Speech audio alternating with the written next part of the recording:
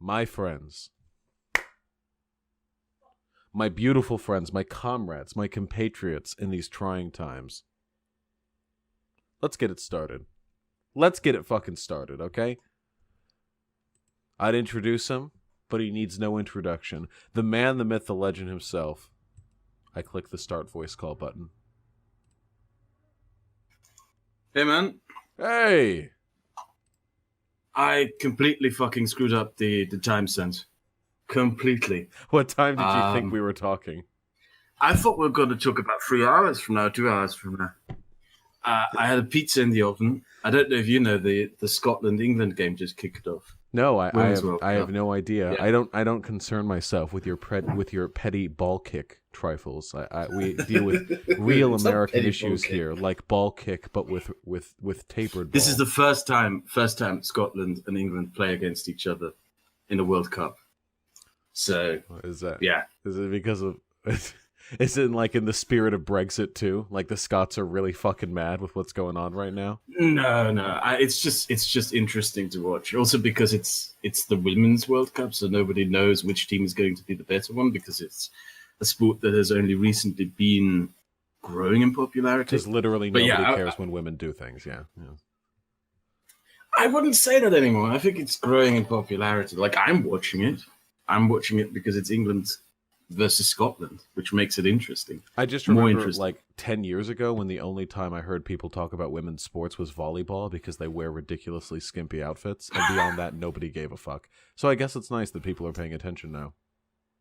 Oh, I watched the final 4 years ago of the Women's World Cup, and it was genuinely one of the best finals ever played. Hell yeah. That's what I'm fucking saying. Those femoids fucking it up. I love it. All right. We can't delay for a moment longer, Kraut. I'm gonna need you. Actually, you know what? I'm gonna introduce you. All right, that's my cross to bear. Listen up, you fucks. All right, Kraut. Formerly, when did you rebrand from Kraut and Tea to Kraut? I like Kraut better, but when did you make that jump? 2 years ago, or something. 3 years ago. Gotcha. Yeah. Right. I find the name Kraut and Tea to be more ridiculous, to be honest. That's Kraut / Kraut and Tea. It's probably going to change again. You know, I'm probably going to change my YouTube channel to my real name. Well, I will keep my I will keep my heart and my mind open for whatever it is you choose to delight us with next. The man, the myth, the legend, Kraut himself, formerly associated, I think that's a fair word to use, with not just right YouTube, not just reactionary YouTube, but with the alt-right. And then, a tragic turn of events. It turns out Kraut was not actually a Nazi, and shenanigans ensued. How about you? Hit us the fuck up, because a lot of my audience are pretty fucking young and probably weren't around back in 2016, 2017, weren't familiarized with this drama back when it first came about. The drama didn't start in 2016. It started in 2018. Was it literally really in December 2018? It was that recent? Yeah. Oh shit. Okay, never mind. Fuck. I guess I'm just no, my channel started in 2016. Early 2016. Like I made my first video in January 2016. I made my videos mainly against Islam, Islamic immigration, Islam apology, social justice warriors, that kind of stuff, you know?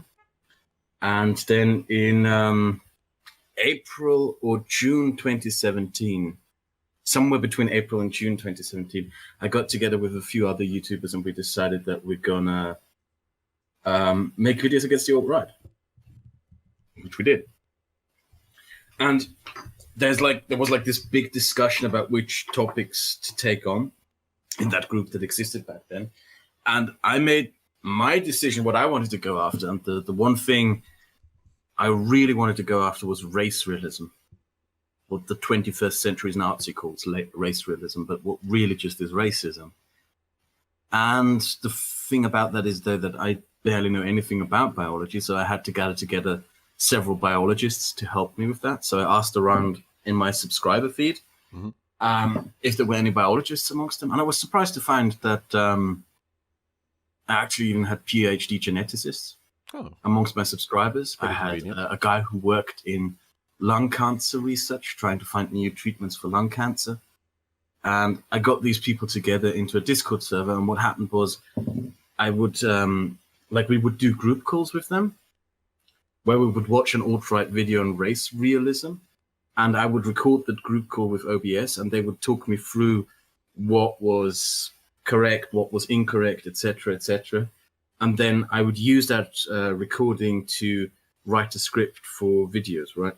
Right. And this is how we worked together for 4 months, I believe. And we produced 4 videos in that time about the topic. And then the alt-right got a hold of that server. Like, they sent someone in there pretending to be a biologist. Who just screen capped everything, recorded everything, published all of this. And they claimed that I was doxing people, that I was doxing alt-righters. And they used that claim to then dox me and everyone else who was in my server back then. And it is, at this time, still a matter of contention, though I have no evidence to suggest this being one way or the other. It's still a matter of contention. There are still many people who accuse we can go through everyone who was claimed to have been doxed by me. Oh, no. Because here's my unique perspective on the issue.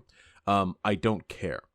Now, obviously, there's some degree of that's what we talked about previously. Like, you told me, that was the funniest thing when you invited me into your Discord server. And the first thing that came across was people in your audience who said, yeah, that's the guy who doxed alt-righters. And the surprising thing to me being that they said it as if it was a positive, which was... Right. It's the same as any violence, which I would consider doxing to be. If justified, good. If unjustified, bad. You can jail murderers, and that's good, and you can jail innocent people, and that's bad. And I think that alt-righters deserve literally all the shit they can take, every bit of it. So now, while there is some degree of moral culpability here, like your moral impunity, maybe it would play better for some people to prove that you didn't run the doxing server yourself, that it was literally a false flag in that respect.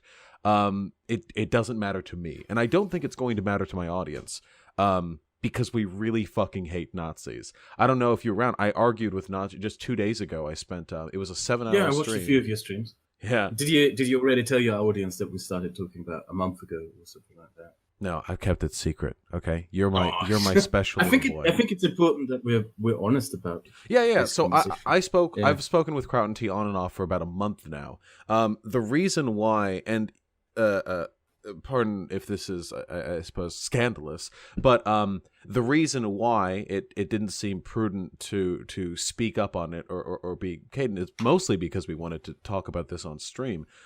You've been held in a something of a contentious space for a while now, which is unfortunate, because that I think, and I should make this very clear, having watched quite a few of your videos, I understand why you might have cultivated something of an alt-right audience back in the day. Mm-hmm. However, you're undeniably intelligent, and more importantly, you are authentically opposed to the actual social principles of Nazism, which means that, as far as I am concerned, you are a comrade. Tovarish. Oh, man. That's the thing that I find a bit contentious, the idea of being opposed to something being a unifying factor. That's where my problem with that conversation comes in. You can go into some Yangtze roads there, yeah. I don't deny it. Yeah, no, that's what anti-SJW YouTube was. The thing that I was part of. Yeah. The thing that I was part of was united just by one single thing, and that being, we all have to oppose the SJWs. And as a result of that, people decided to fling the doors wide open to anyone and everyone could just join in, no matter how ridiculous and stupid and even bigoted and vile their ideas were, as long as these people claimed, yeah, well, at least I oppose the SJWs. That's true, and I don't disagree that it's a shaky moral ground. My argument would be, of course, that SJWs never really existed in the way that they were described, this massive onslaught of, like, cry-bully, perpetually triggered college students trying to destroy free speech, whereas Nazis are real and a threat to everyone. Okay, sorry. Yeah, I'm still watching the game while talking to you. Maybe I should shut it down. No, whatever holds your attention. But that would be my contention. I think that it's possible to be critical of people that you invite into your space while acknowledging that your difference in opinions shouldn't get in the way of you fighting a mutual enemy. That's something. That's something the anti SJW The entire mutual enemy thing is a bit contentious, to be honest. Possibly. Like I mean, you said I it don't know yourself. how much you watched what happened 2 years ago. It's now almost 2 years ago that this happened to me. What happened was, I think almost the vast majority of people who were part of the community that I was in came forward to shit on me. Mm-hmm. Decided to side with the alt-right on this issue. And it's only now, 2 years later, that a lot of these people come around and say things along the lines of, oh, yes, I always opposed the alt-right. I always opposed the alt-right. Well, you didn't oppose them when it was not a popular thing to do. So I believe a lot of the people on this platform are just like leaves in the wind.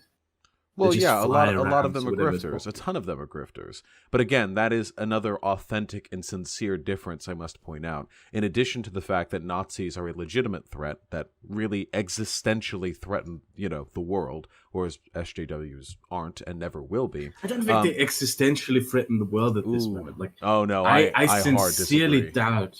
I sincerely doubt that the United States would elect a Nazi leader or something like that. Right, but the thing about this conversation, Vash, and this is an important point to make, is, does it really matter? Does it really matter? Well, the contention when I started making videos against the alt-right, I had people 2 years ago coming to me when I made this change in my content and say, like, oh, why are you opposing the alt-right? They're not in power. The SJWs are in power. And the funniest part about this conversation is that this was literally the same argument that the crybully SJWs made 4 years ago, which was, oh, you can only criticize who is in power. Well, but again, it's irrelevant. It's irrelevant in either respect, because you can pose an existential threat to the world without ever having the legitimacy to get elected.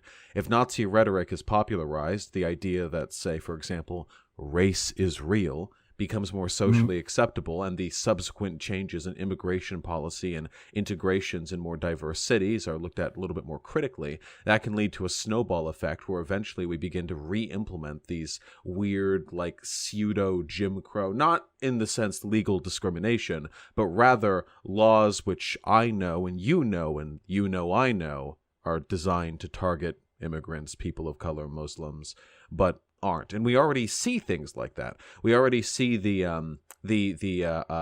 voter ID laws that in North Carolina, the trans bathroom bills. There are a myriad examples of ways in which this resurgence of white nationalism and the desire to disparage and disenfranchise people of color have actively affected the lives of a lot of, at least, Americans. And I know Europe has its own problems with white nationalism right now.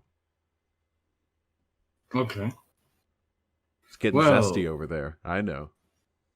Well, in terms of policy implementation, it is always different from country to where you go to.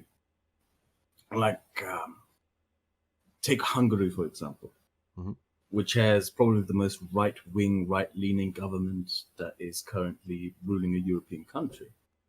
But when you look at the parliamentary structure of Hungary, you will notice that the actual fascist party, even though Hungary peddles a lot to them, the current leadership of Hungary peddles a lot to them, the actual fascist party is still in opposition. Right. And there's also... I don't know if we want to rest on our laurels because of that, though. Well, I mean, there's also various different explanations for why certain societies are in a certain state. Take Poland, for example. Poland is a very right-wing country right now. It has one of the most right-wing governments in all of Europe. Yeah, those fucking Slavs, am I right? Yeah, well, it is something that a lot of left-wingers point to, for example, as a negative. But what is often forgotten about this conversation is that Poland is probably the biggest victim of racial discrimination in all of European history. This is a country which literally only 20 years ago came out of almost 300 years of foreign oppression and conquest, ruled for almost 300 years, split up between Germans and Russians. The language banned, dozens of uprisings crushed, and not to forget the brutality of the Nazi invasion, then the Soviet occupation. And the result of these 300 years, of course, is that the Polish people are suspicious of all things foreign, are very much suspicious of all things foreign, and do put heavy weight on, self-determination, etc., etc. Yeah, I don't disagree with that. I think that that fervent nationalism and ethnic pride can be, if not a legitimate, then at very least a predictable response to that word centuries of. I'm sorry? That word ethnic pride already makes me cringe. Why is that? That's because it's just such a non-thing. It's such a stupid Oh, I see. thing. Okay, you cringe at the concept, not at me using the term. No, well, I agree. No, don't cringe at it. Yeah, right. I mean, the and by the way, not that it matters to them. Nazis will gladly conflate ethnicity with race, with national origin, with culture. They all mean the exact same thing to them. They just see whites. It is white people, and then from underneath that umbrella, you have everything that comes intrinsically with being white, being of national origin somewhere in Western Europe, America, Canada, or Australia, or New Zealand, if you're being real spicy. If you want to give you my definition, my reasoning for why I'm doing what I'm doing, right? You might be doing this because you believe that fascism is on the rise and a legitimate threat to our democratic societies. Mm-hmm.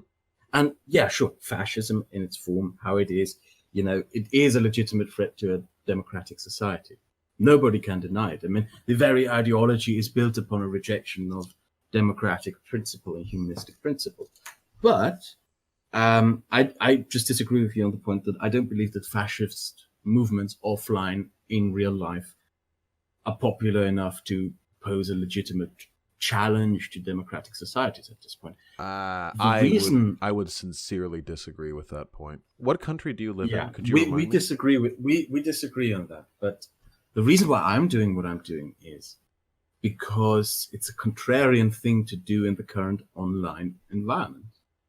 I mean, that's the reason why I'm doing it. But right-wing culture is currently the single most popular online culture. It's domineering online culture. It's domineering internet culture. And I believe that one of the biggest defenses of freedom of speech, for example, is to be a contrarian, to deliberately go after what is popular. Would you say then that if people like me were the predominant voice, that you would be comfortable repping fascists? No. Why does opposing something always automatically mean to some people that you have to embrace every other aspect of society that might in some conceivable way be opposed to? Because if you're a public figure, if you make videos targeting one side of the political aisle, you're going to attract people from the other side. I know that when I make videos shitting on fascists, even if I never make an argument for leftist or Marxian economics, I will attract leftists and Marxists. But am I automatically arguing their case? No, but I would say that you are implicitly bolstering their position by attacking their opposition. How? Well, for the exact same really reason anti-SJW YouTube flourished in the way that it did. They made all of these videos targeting feminists and Black Lives Matter and social justice warriors, and then you blink and turn around and that's not the reason how the alt-right became popular there. The reason why is, and I actually recently noticed that when watching old live streams, what happened there is that people had live streams with alt-righters, people from the anti-SJW community invited alt-righters on to do live streams. And the content of these live streams were basically, yes, I disagree with this guy on this and this topic, but he's here together with me to talk about how we agree on foreign policy.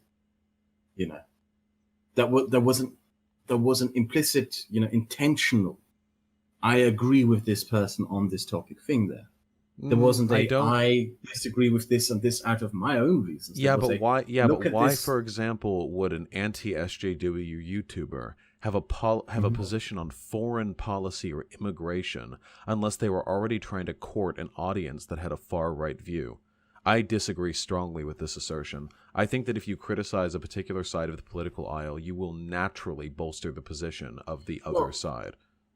The Nazi laws, you know that part of the Nazi legal code that was implemented in Germany, in Nazi Germany, under the Nazis, is still in place to this day. All of it, or? Not all of it, no. For example, the Nazi criminal code on animal abuse, what makes animal abuse, is still in place in Germany today. So you could say that you agree with the Nazis on, what laws should be in place against animal abuse, but that doesn't, but nobody says that. Nobody publicly says that. Well, that's true. Yeah. Again, because something like animal abuse is almost I wouldn't call it an apolitical contention, but if your values are associated almost exclusively around like SJWs and what it takes to own the libtards, and then you agree criticize with you on that. them if relentlessly, you compliantly, you're going to find if you bedfellows. entirely censor your political worldview around this, yes, you're going to find bedfellows with other people who disagree with that, and many of those people are going to be fascists. Well, isn't that something that you observe all the time? I mean, opposing I don't military action, opposing military action against Iran from the United States is something that you will find Jimmy Dore and Richard Spencer agreeing. But there is a difference between an incidental agreement with somebody who you generally disagree with and you bolstering their political position by relentlessly targeting their opposition and never targeting them. I think that's a massive difference. Like, for instance, I criticize Israel really often, and sometimes people make jokes that this makes me appealing to an alt-right audience. It doesn't, obviously. I don't do it in an anti-Semitic way. I would consider this to be an incidental agreement. However, there are people that I don't agree with that much, tankies, who I bolster by relentlessly shitting on fascists. And I recognize that even though I disagree with tankies in a lot of ways, by never targeting them and targeting fascists, Nazis, and conservatives almost exclusively, I am bolstering their position. The difference being, of course, that tankies are irrelevant. Why should that be a foundation of that then, why should that be used as a foundation to build upon then what you should and shouldn't call out? Could you elaborate? Well, your accusation leveled is that by going against SJWs, people will automatically bolster the position of Nazis, of alt-righters. Yes. That is your position. And yes. The conclusion from that isn't the conclusion you'd draw from that then that people shouldn't go after SJWs? I think that there are ways to do it in a responsible way. Like when I criticize Israel, I always make it extremely clear I'm not doing this in a JQ way or in an anti-Semitic way. I'm doing it because I support, the human rights of Palestinian people. But when you're targeting anti-SJWs, like I'm familiar with anti-SJW YouTube. They said like, oh, we only care about the outliers and the extremes, but they relentlessly made fun of people for being whiny, for having colored hair. They made fun of gay people. They made fun of trans people. They didn't just make fun of the excessive outliers. They made fun of the core identity of LGBT groups and POC advocacy groups. No, I don't think that's what happened. I think they turned into a genre and just fell upon, a set of repeatable tropes and jokes.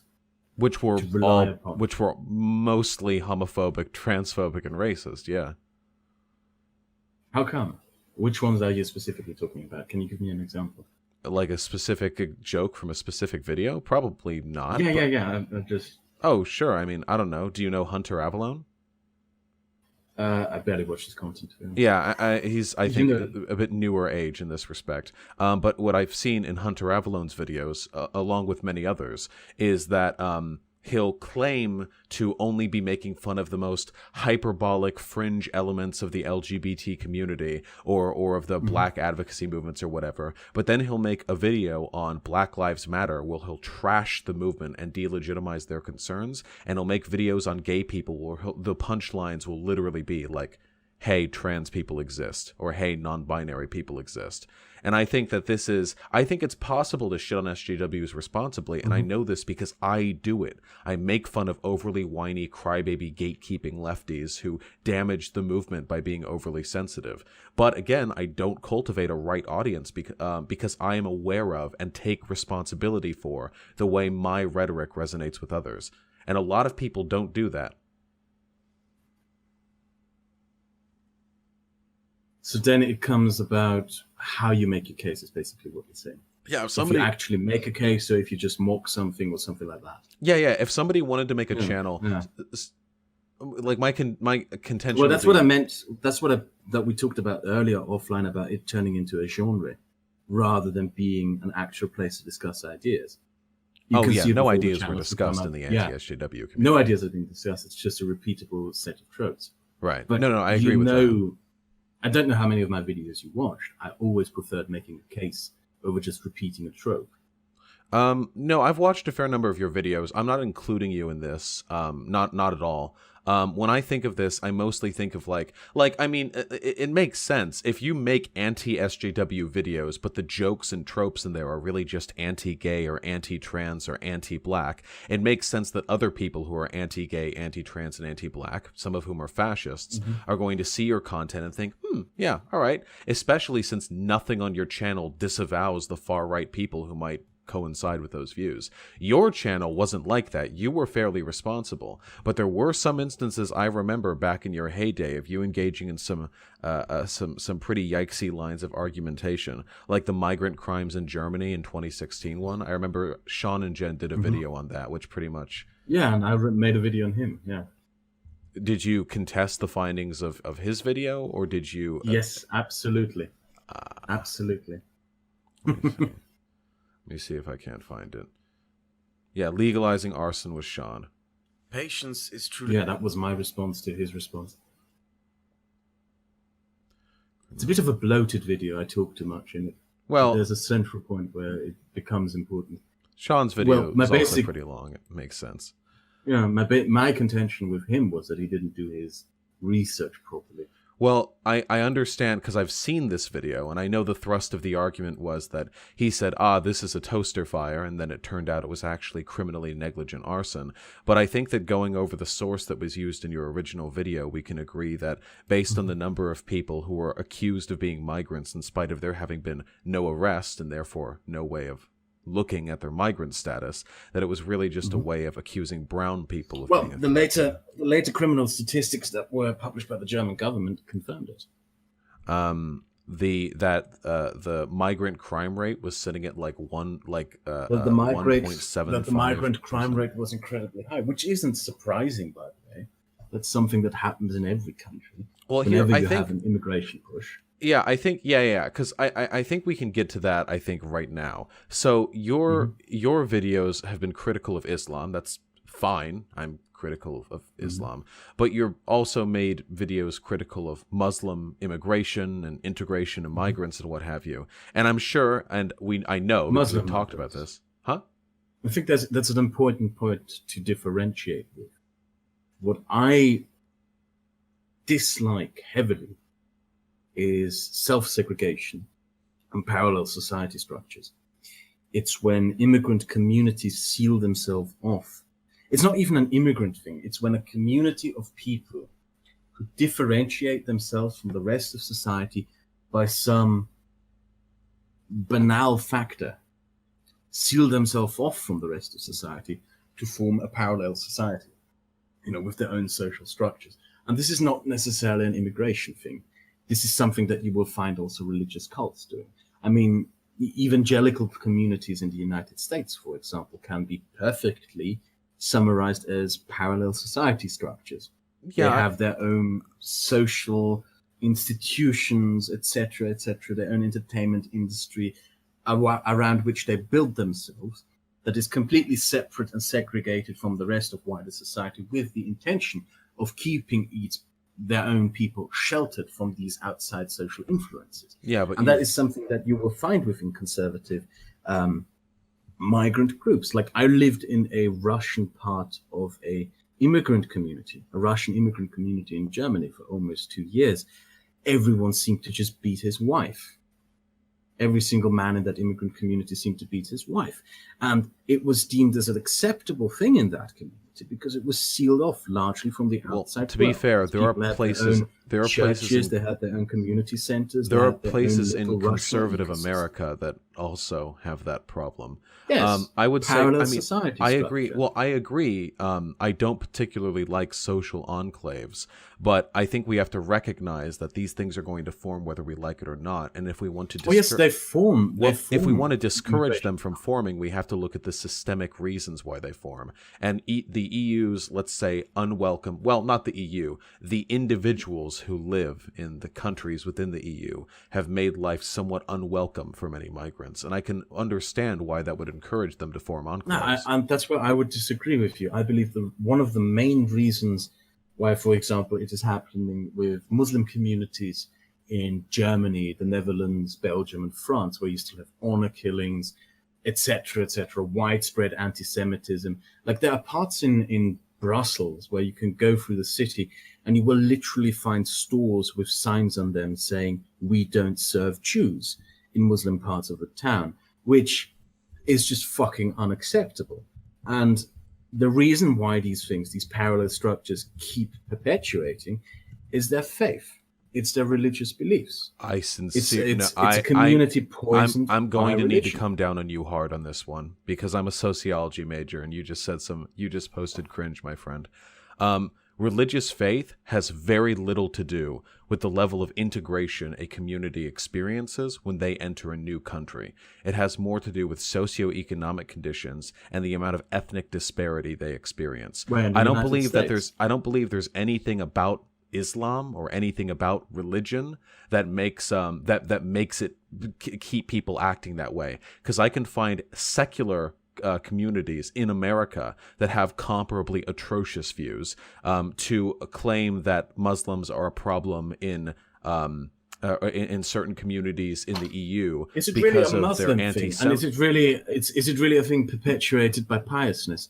Take, for example, Irish and Italian immigrant communities to Massachusetts and New York, who were very much united by their Catholic faith, and consequently, due to their piousness, due to the fact that they were Catholics, ignored the fact that the church was organizing, covering up, and molesting their kids. Whoa, okay, hold on. Whoa. The level of integration experienced by Irish and Italian folk when they came into America back in the early 20th century had literally nothing to do with the with like Catholic Church cover-ups for raping choir boys, okay? That had everything to do with an ethnic disparity. Now Catholicism was part of it. I recognize that, but it's not as though they came into this country en masse and started forming like Catholic mass enclaves that people had to break apart, and in them they would. No, that's not what I'm saying. I'm not saying that. Hold on, but hold hold on, because it was an ethnic thing, and the only reason they got out of that is because they were, and thank God for me personally, that they were light-skinned enough to eventually be brought into the purview of what constituted whiteness in America.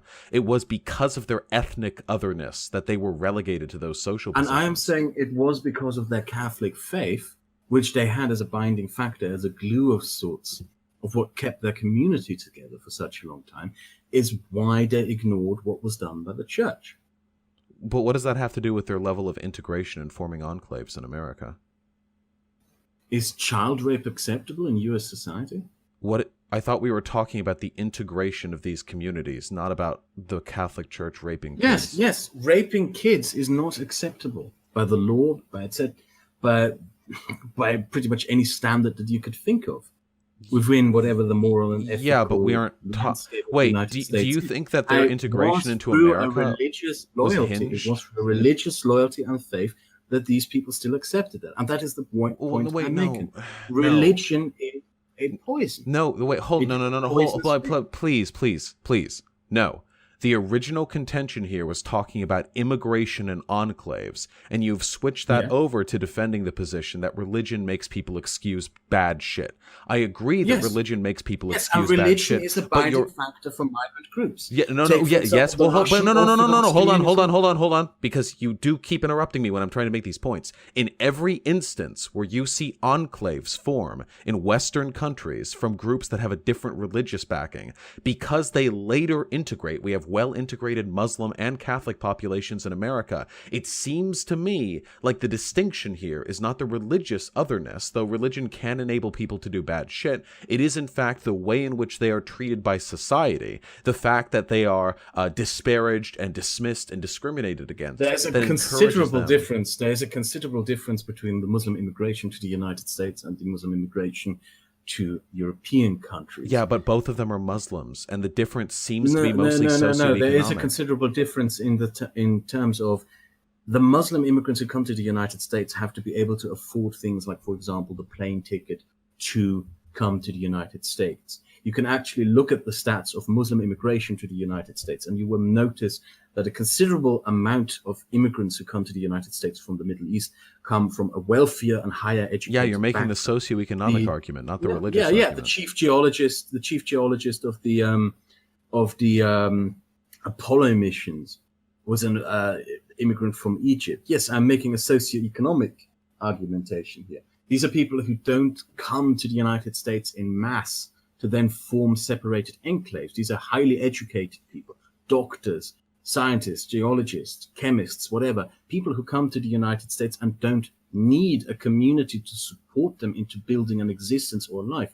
They already can build an existence by the merits of what they have available to themselves through themselves. Yeah, but so what you're saying, so from Muslim, okay, so I think we can agree on this then. So you would agree that poor socioeconomic conditions force people into a position where their religiosity is the only way that they can form a cohesive bond and survive in a hostile country. Would you agree with that? I wouldn't say it is the only way, but it is definitely a way by which it is done. Okay, I agree with that. So it seems to me like the solution to this would be targeting And the it's dangerous. socioeconomic... Well, the solution would be targeting the socioeconomic conditions then, not the religiosity.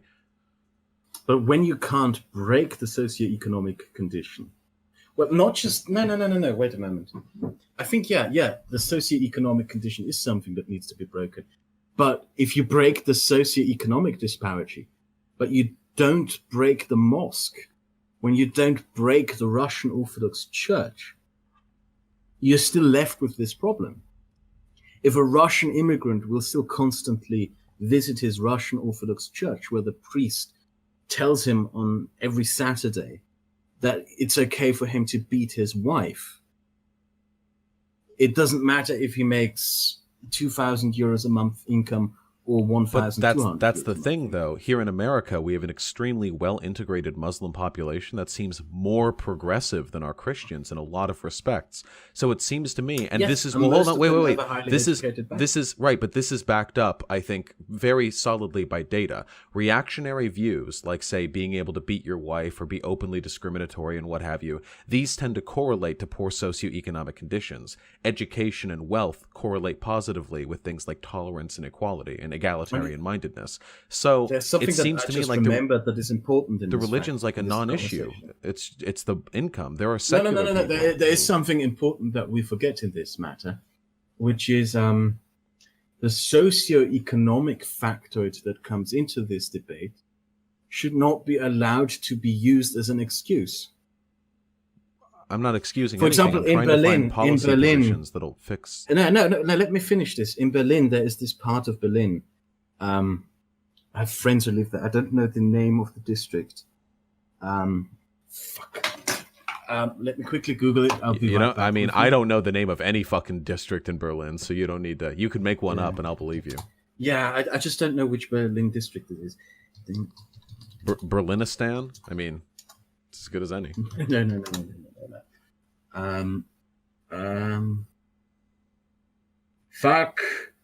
Let me. Berlingleton? No. Maybe it's doubled, like Berlin? It's not Kreuzberg. It's something else.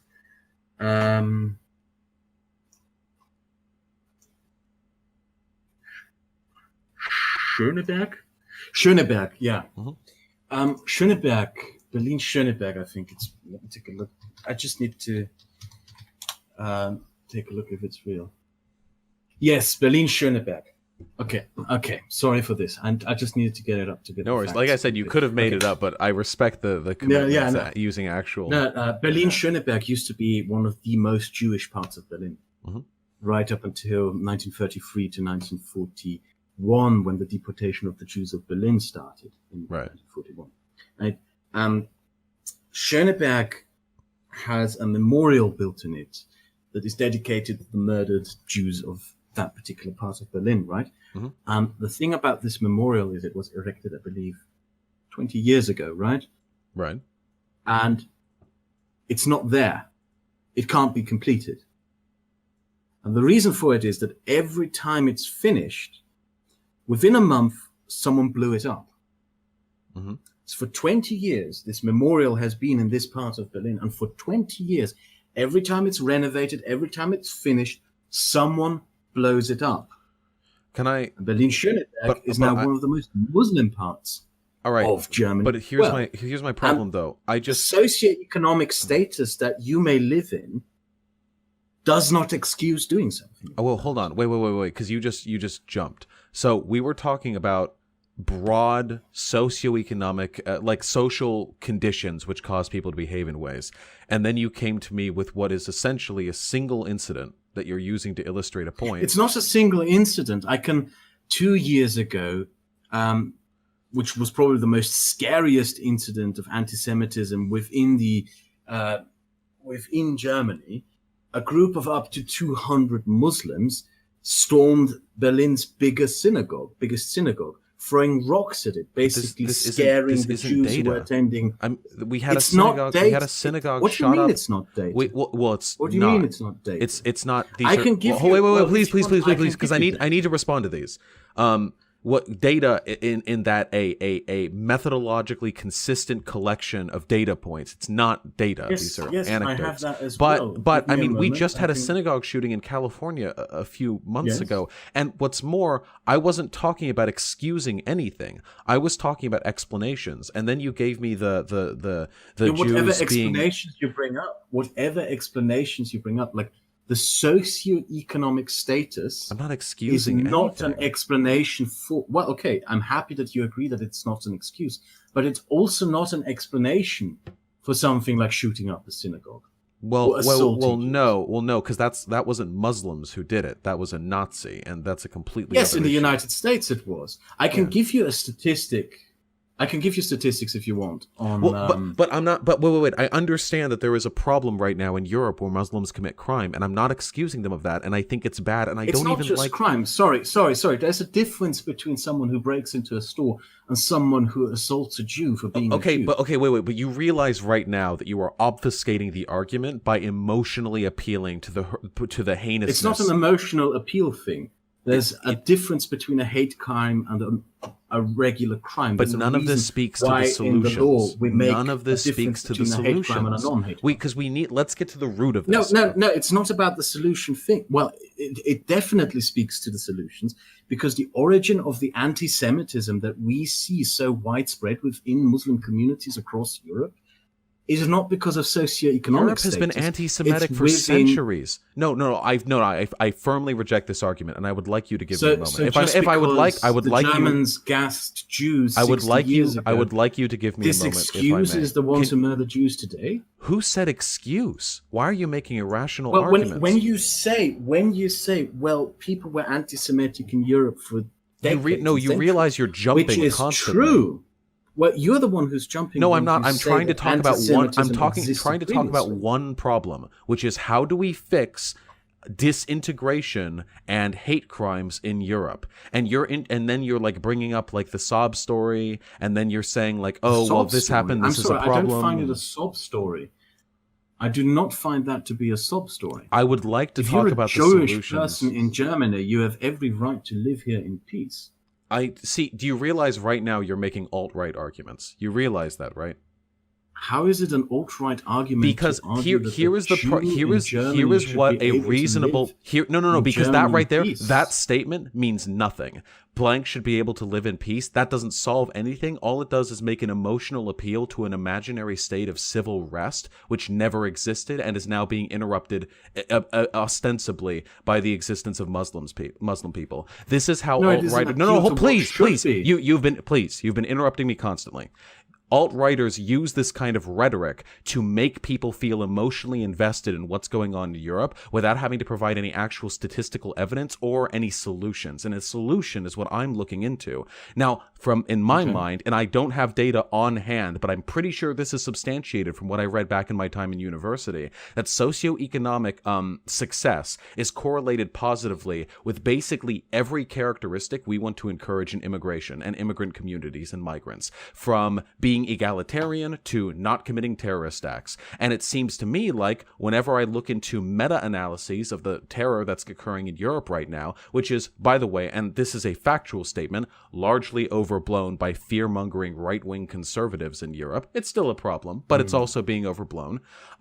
Whenever I look into the meta-analyses here, it seems like agitation on an ethnic and social line is what encourages this. This is why terrorists commit acts of terror, so that the host country can crack down harder on the minority group that committed it. How is it agitation to point out that anti-Semitic hate crimes are committed by Muslim immigrants? Sure, in the same way that it can be agitative to point out that 13% of the population in America commits 52% of the violent crimes. It is not statistically incorrect, but usually people make that statement to lead into another.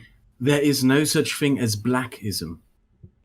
What? There's no religious black faith. There is no because religion is irrelevant.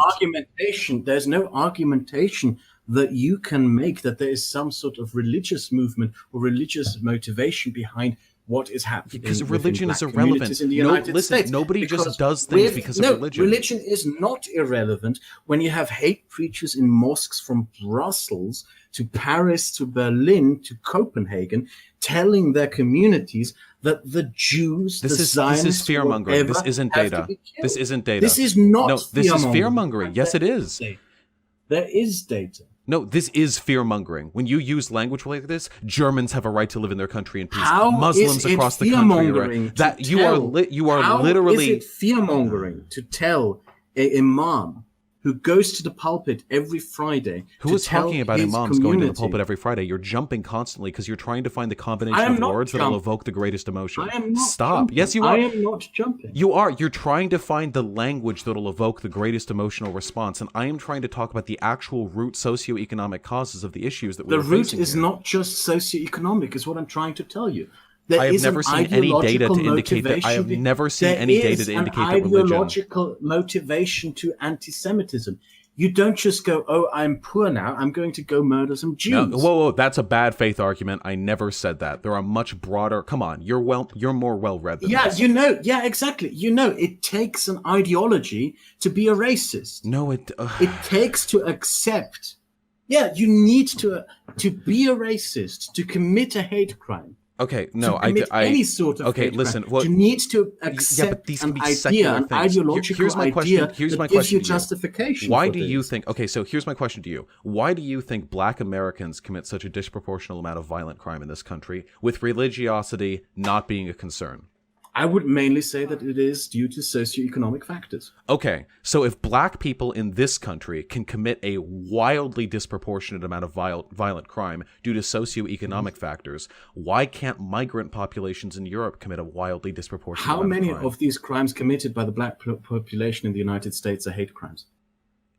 What does it being a hate crime have to do with whether or not socioeconomics Because is a hate cause? crimes are ideologically motivated. Yes, but hatred and intolerance correlate positively with poverty and a lack of education. So wouldn't you say a lack of education? Yes, but it's still a separating circumstance. No, it's not. These correlate directly. I can draw two lines parallel. There is no black version of Islam. Okay, wait. There is no black version of Islam. Okay, wait. Let's go. Well, there is literally like the Nation of Islam here in America. But okay, hold on. Yes, wait. and how many members of the Black community in the United States overall? I don't think religiosity is a factor here. I just don't.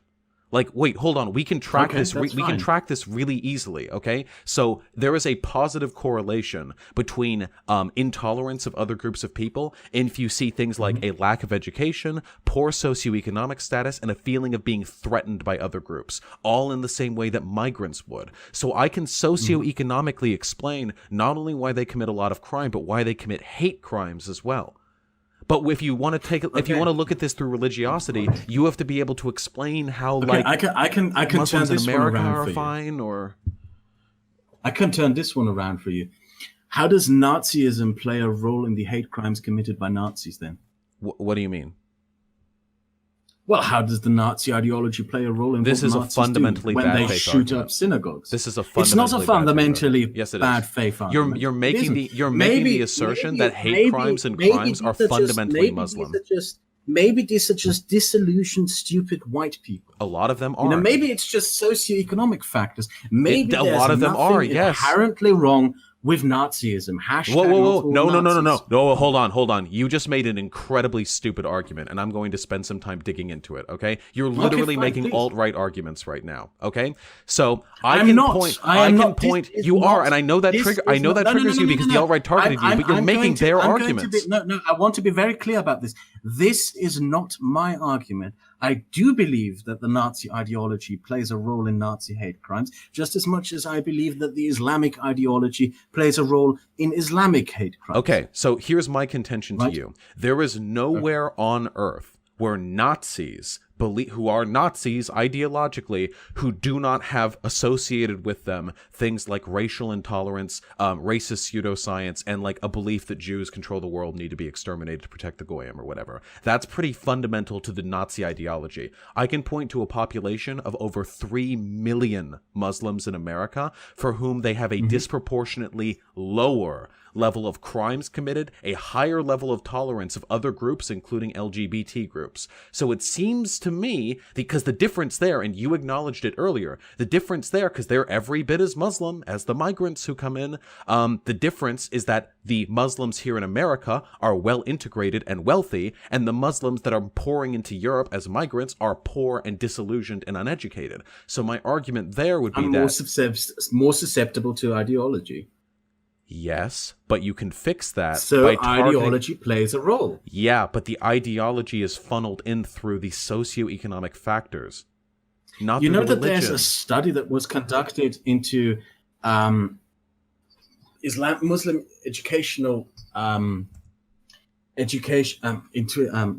education level amongst Muslims in the early 2000s that found that university-educated Muslims were more likely to be susceptible to fanatical ideas. I would Now, need, this was I would just need to a see that study. That was just a biset of studies because it also, long-term, the study shows that a certain degree of intelligence is needed to buy into conspiracy theories and certain hateful concluding ideologies.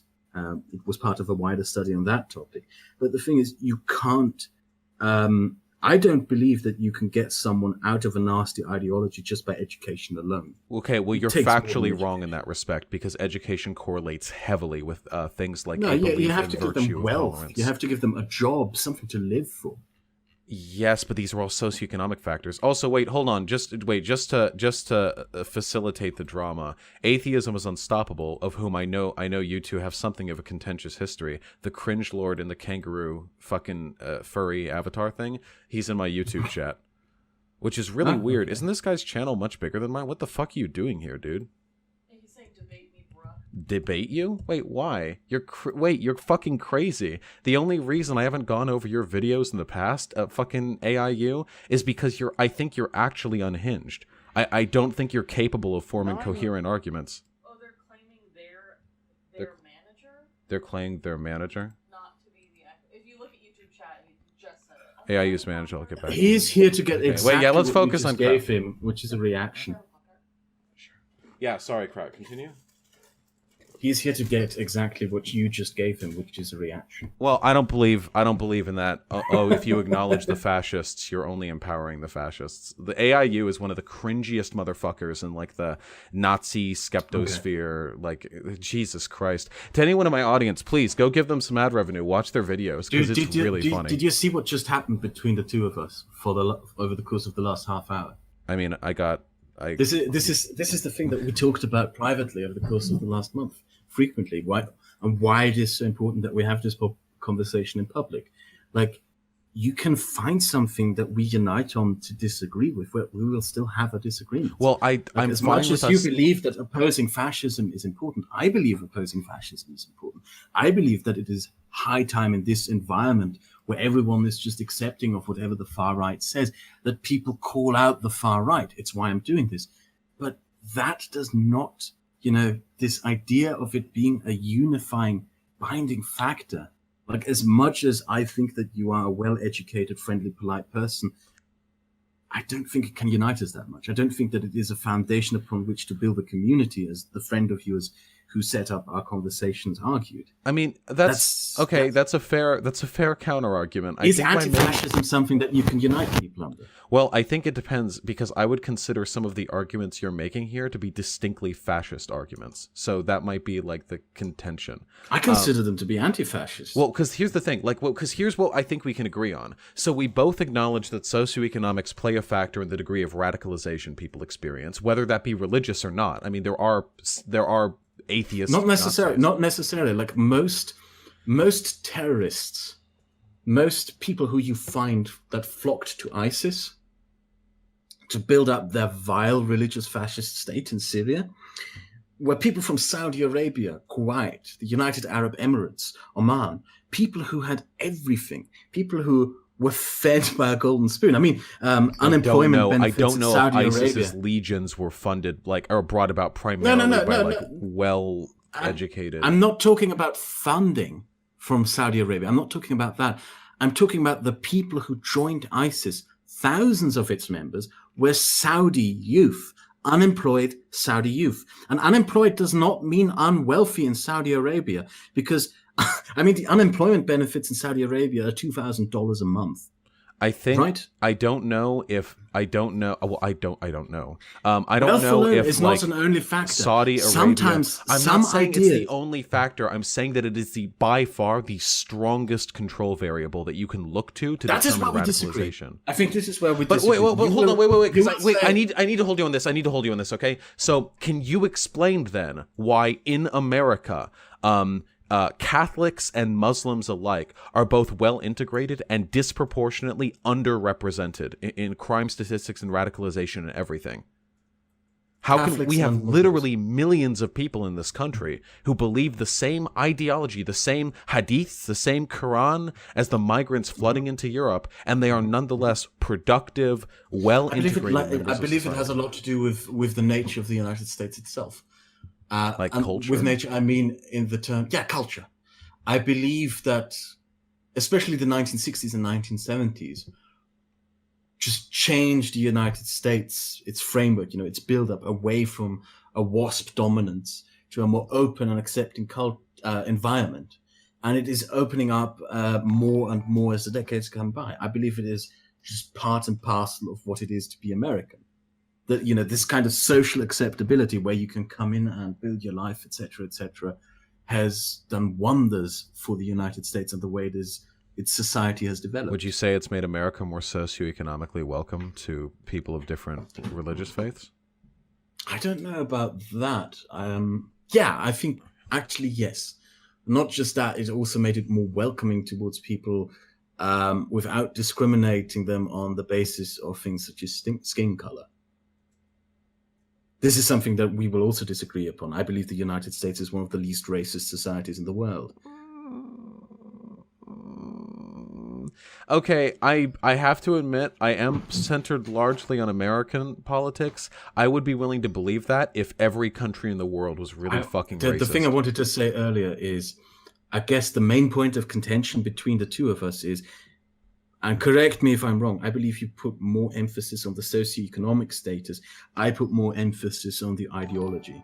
I believe it is possible for someone to be poor and not be a vicious ideologue. Okay. Oh wait. Okay. Then let's talk specific solutions. Okay. Listen, I'm going to be out of my comfort zone because I'm talking about Europe, and I mostly focus on American politics. But okay, so we have a problem, and the problem is that there are quite a bit of migrants coming into Europe. This is undeniably a challenge. Whether you're leftist or alt-right or whatever the fuck else, you have to acknowledge the fact that this will pose a lot of problems, cultural, socioeconomic, religious, to the host countries. That's fine. We can all acknowledge that. So we want to mitigate those problems to the greatest possible extent.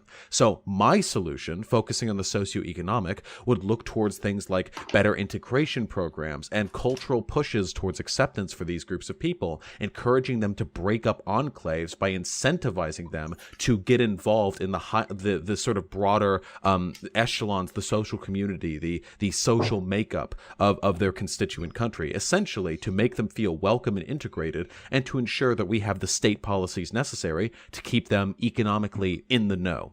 And your solutions, as somebody focusing on ideology, would be what? What could we do? Fucking. I mean, I don't disagree with the prescription. That was a dumb answer, but this is something a friend of mine pointed out to me. A sociologist. He's Canadian. He's a sociologist like yourself, but he lives in Germany, in Munich. And he showed me this study that he recently found. God, I need to pick it up again, but it's a German translation of a study. It's about the decline of racist attitudes in Mississippi, in the state of Mississippi. And Mississippi, as you know, used to be probably the single most racist, fucking degenerate state in the United States. Yeah, it was like the worst. Next to Alabama, it was as bad as it comes. Yeah. But racial bigotry is on a sharp decline, and has been especially on a sharp decline throughout the 1980s and 1990s.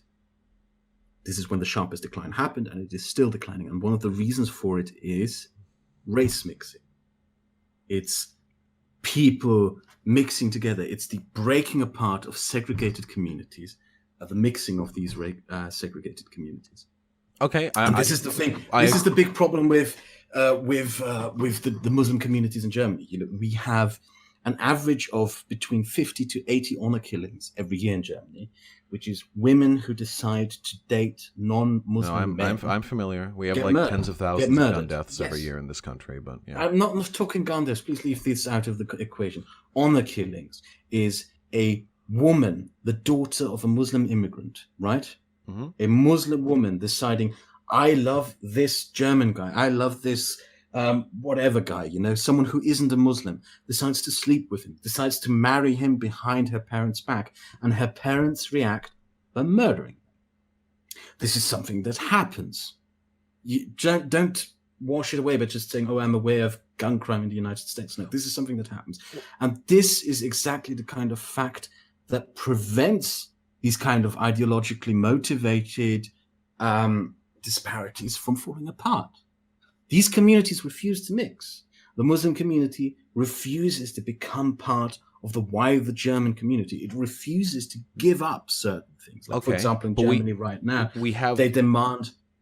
So, yes, please. No, I agree. I don't like enclaves, generally speaking. I'm fine with them in a light sense. Like, oh, you go into this part of town and this is like Chinatown or Korea, and like, oh, they've got the nice shops and what have you. But in like a strict, like, demographic isolation sense, I strongly agree. So how would you encourage people to race mix? Because I'm in favor of race mixing. Absolutely. You can't encourage people to race mix. You can encourage people to stop arguing that it is a bad thing. And this is where the ideology comes in. Okay. Because you have leaders in the communities, in Muslim communities, who say it is a bad thing to go interact with the non-Muslim communities.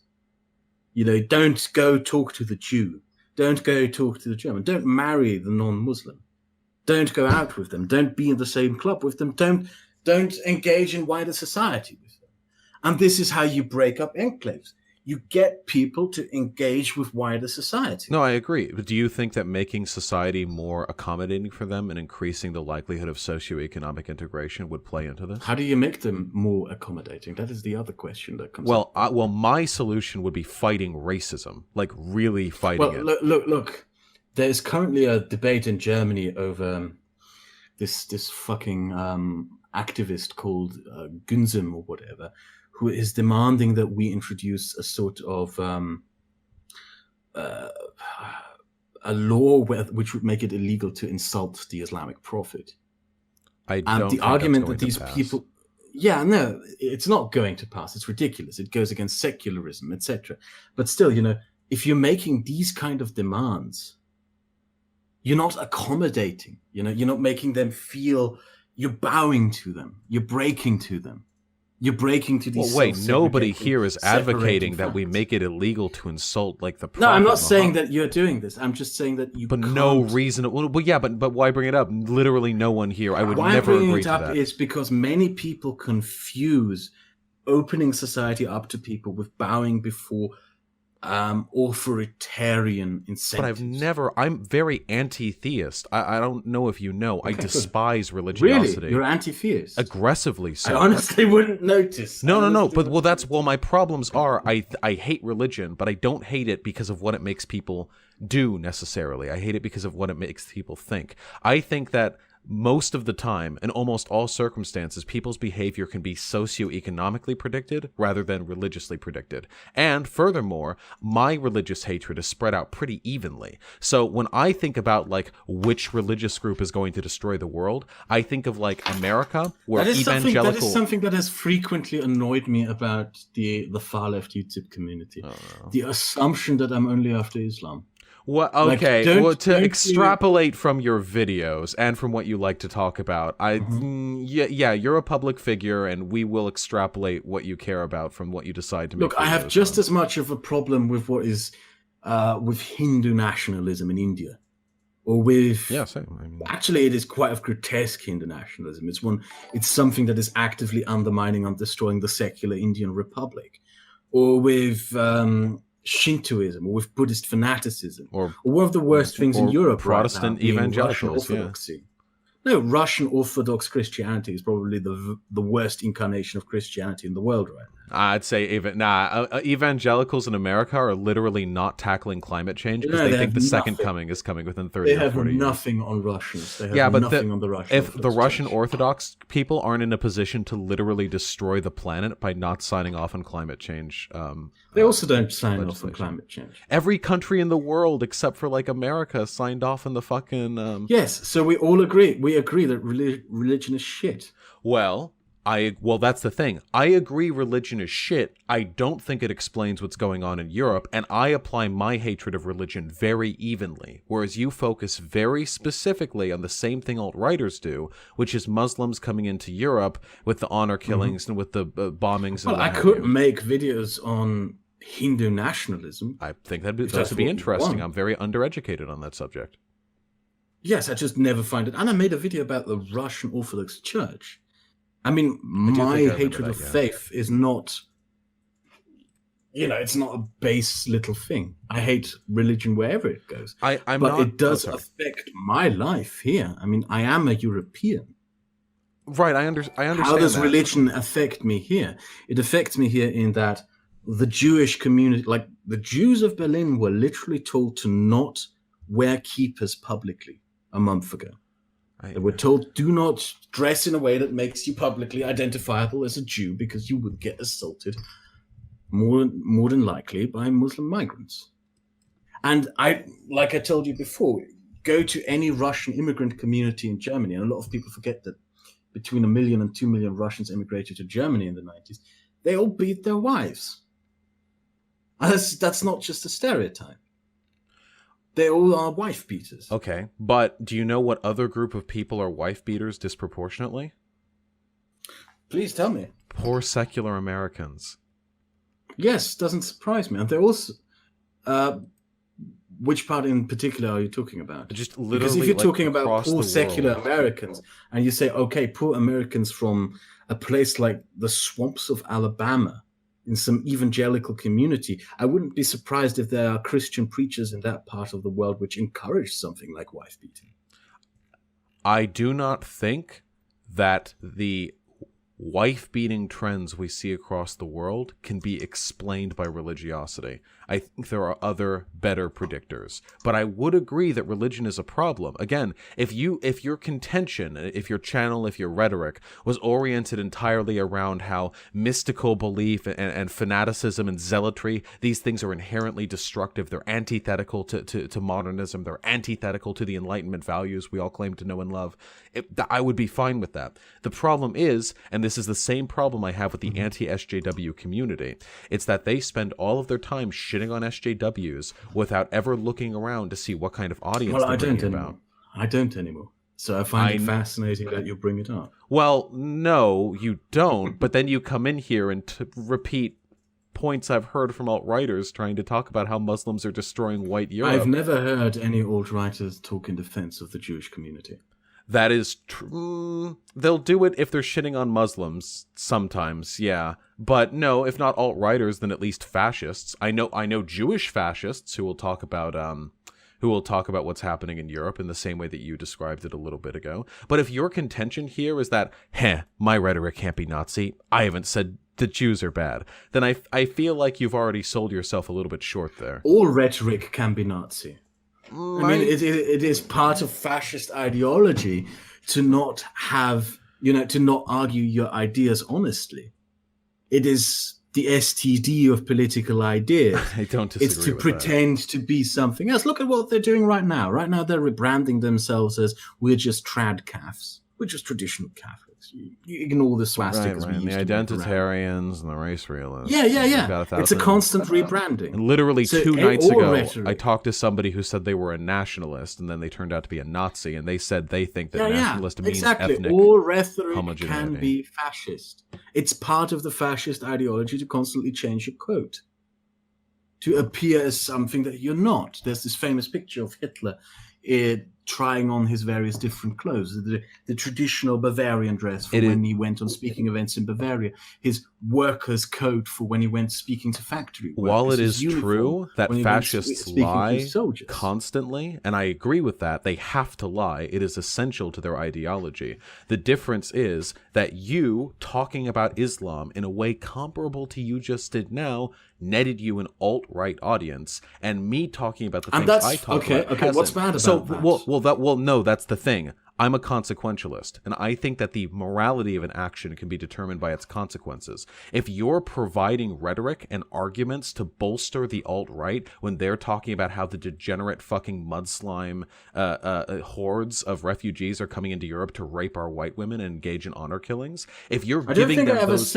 I don't think I ever argued that they're coming to rape our No, but that's the thing. You don't need to say that. You just make the arguments about Islam, and they take those arguments and use it for their Nazi rhetoric. That's then I make a video telling them to fuck off. But it clearly didn't work before. It clearly didn't work in the past. Well, it did work before. I mean, I made videos on the alt-right 3 years ago. 2 exactly. And the funny thing is that they were especially well received back then. I made one on a guy called Edgy Sphinx, and I made one on someone I like to call the meth head fascist because he's a meth head. And they were well received videos. Yeah, by they take the arguments. They take the arguments from you. They like that. No. The alt-right still shat on me back then when I made these videos. Yeah, but they take the arguments they like. They'll say, I've seen this happen to me. I'm very obviously not a Nazi, but I've seen pull threads where people bring up my videos on Israel and they go, this soy boy libcuck goyim has some good ideas on how we can. I've actually seen this happen. It doesn't matter what you say afterwards. The arguments you make are always going to be used by the worst people who could potentially use those arguments. That's why in spite of having... that means I shouldn't make them. That means it means you have to make them carefully and responsibly engage with the public. In the same way I do when I talk about Israel, because I know every single negative thing I have to say about Israel is component to a JQer talking about how they're disproportionately wielding influence to wage war against the Goyim. So I have to be really careful when I use those arguments to shape them in a way that I know can't bolster my enemies. That's my responsibility as a very small public figure. Why should I let what I say and how I voice my opinions be dictated by those who I oppose. I mean, if you're a consequentialist like I, wait, but I have an answer, and I have an answer, and it's simple. Please, let me make this point. What I'm having with you right now is the first public fight with an SJW that I had in 2 years. There is something important that I want to point out to you here.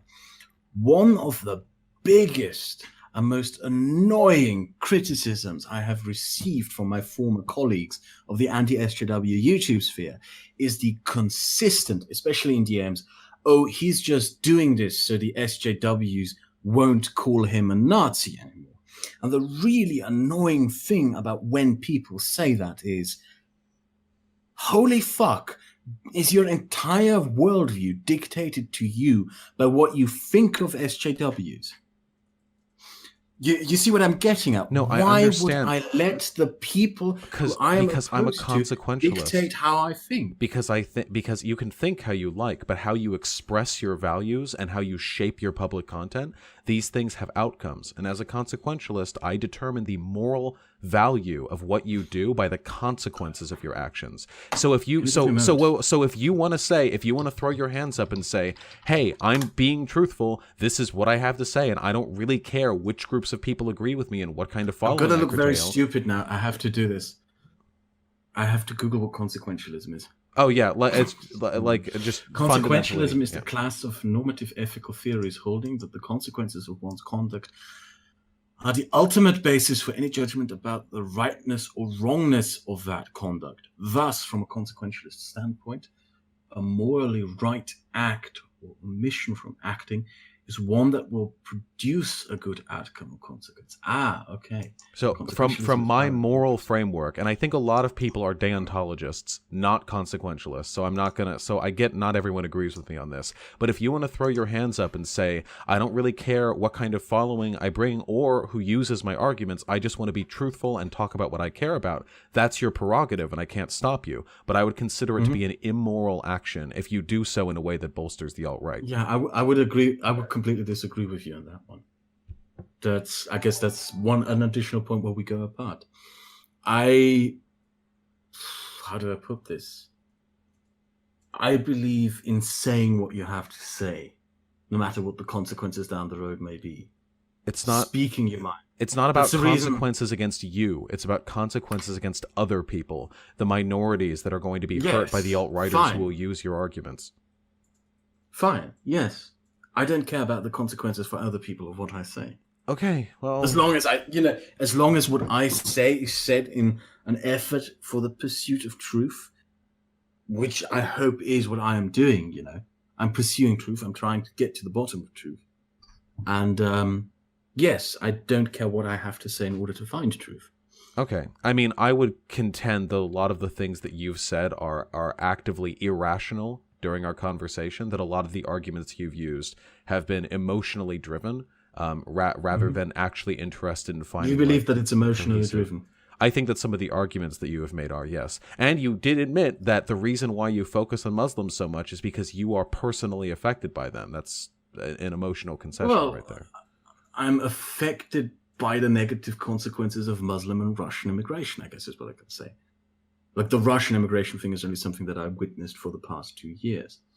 But if you ask down the road, like, I would have a problem with every self-segregational migrant group. I have a problem with self-segregation also when it's not done by migrants.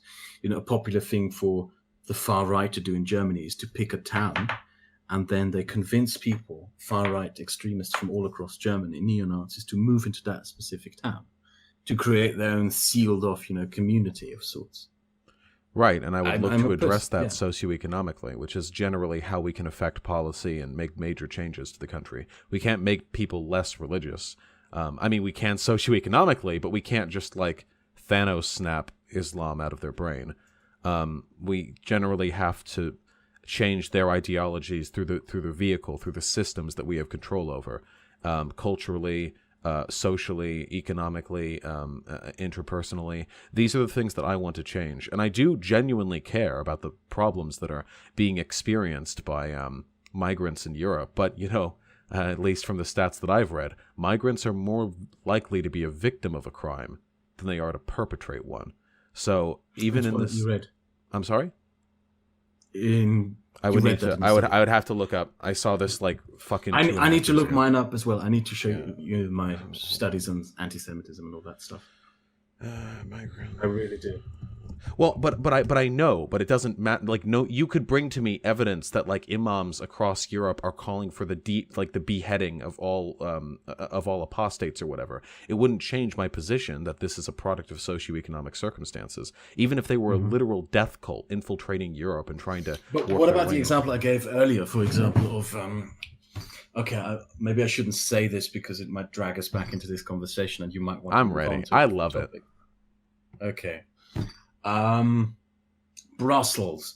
That the fact that you can go through the Muslim parts of Brussels and you will find stores with the owners being Muslims that literally have signs in front of them that read "We don't serve Jews." Yeah, I think that's socioeconomic. I would want to fix that. Yeah, really, a business owner is socially economically impoverished. No. Again, wait, hold on. Wait. The socioeconomic, you just made an irrational statement. The socioeconomic conditions of a community are not as simple as, oh, this one owns a store, therefore he is immune to the socioeconomic downturn of his community. That's not how it works. I think I need to give a better example then to show you why I disregard socioeconomic status that much. Well, you can't. I'm very solid in these statistics. I mean, this was literally my major. No, Richard Spencer is basically a country club fascist. He's the son of a millionaire, a multimillionaire with connections to the Bush family, etc., etc. I'm talking about broad social trends, not individuals. No. Richard Spencer never has to care about his life, his income ever again for the rest of his life. But this so isn't he can afford to just sit back and spread bullshit. This isn't how we examine social trends. No, but it is how we examine how hatred spreads, isn't it? Well, yeah, hatred can spread in a lot of ways. But here's the thing. All of Nazi Germany, Germany succumbed to Nazism. I mean, how many voted for Hitler? Was slightly under a third of the population before he seized power. A substantial portion of the population supported Nazis, and they did so in large part because they were responding to the economic downturn of the Weimar Republic. I disagree with that completely. I disagree with... that's historical consensus. You disagree with that? Well, it might be historical consensus to you. The fact is that in the 5 years leading up to the seizing of power by the Nazi Party, there was some economic improvements. I mean, if you talk about the early 1920s, the years from 1919 to 1922, you have these notorious instances, for example, where you needed to have armed guards of potato fields because people were stealing potatoes because they were that impoverished and starving. But when you move on to the mid-1920s, to the late 1920s, the economic situation has improved somewhat. But also the biggest problem I have with the assertion that the rise of Nazism was entirely social economic. I never said entirely, but that was a large I'm conscious of what you said before when I insinuated that some people use socioeconomic status as an excuse, and you reacted very negatively and dismissive of that. So I just want you to know that I'm not doing this as an accusation, but I do sometimes feel that when people say that, okay, Nazism, the rise of Nazism in Germany happened because of socioeconomic decline, that it excuses the responsibility that comes with choosing Nazism. But I'm not making excuses. Wait, but this is like radical free will. Please let me finish this one. Sorry. Here in this country, we refer to the generation that lived when Hitler was in charge as die Tätergeneration, which means the guilty generation, right? And there's a reason why we call them the guilty generation. And I do not want to take away from their responsibility of having allowed and permitted to happen what happened. Okay, wait. Does that make sense? No, it doesn't. Listen, I can't disagree with you in the contention that economic circumstances didn't really play much of a role in the rise of Nazism, because I'm not a historian. Like, every historical account I've ever read in my entire life, of which there have been many, have suggested that economics played a massive role in the rhetoric that the Nazis used to appeal to the people. Not even to mention the accusations that Jews were waging economic warfare in the country following the Treaty of Versailles. But if we're to speak about like the excusing what have you. Like, if I say 13% of the population in America commits 52% of the crime, black people, obviously. If I then follow, wait, please. If I then follow that statement up with, for socioeconomic reasons, that's not me saying that like every black guy who's ever committed a murder should like get out of jail or not feel bad for what they did. It means we have to recognize the causes of problems, and what you're doing is encouraging us to ignore the causes so we can more saliently contemplate the failures of the individuals. And that's just you've read that statistic. You've read that FBI statistic, right? Yes, where people say, okay, black people are 30% of the population and they commit 50% of the crime. That's what the alt-right claim was. I looked up that FBI statistic and I found, okay, first off, you're lying. Black people are 13% of the population, are not responsible for 50% of all crime. They're responsible for 50% of all murders. There's a big difference between... Yes. Yeah, exactly. No, murders. Right. Not violent crime, murders. So the alt-right was lying on that. The other thing is, people refuse to then read the complete crime statistic and realize, for example, that white people are overrepresented in fraud. Asians are overrepresented in sexual assaults. What does this have to do with what I said, though? What this has to do with what you said is Asians are wealthier on average than other demographic groups in the United States. You know, this socioeconomic argument also falls on its ground here. It's not just the argument that the alt-right makes. You know, the alt-right shows you the statistic and shows, okay, look, black people commit more violent crime, which they originally lied about. Originally, they claimed that they committed more crime, and therefore it's a racial thing. And then you come in and say, okay, no, there's also a socioeconomic thing with it. But what does that have to do? And then I can come in and tell you and show you, look, wealthy population groups also commit crimes. It's not just a socioeconomic thing. No. Crime is not just no. Hold on. Socioeconomics still play into crime when you're talking about rich and middle class people, because rich and middle class people tend to commit... Can you give me 5 minutes? I really need to take a piss and had to for about 20 minutes. Yeah, no, go ahead. I'll be right back. Okay, be right back. Sorry for this. No worries. I don't know why it takes 5 minutes to...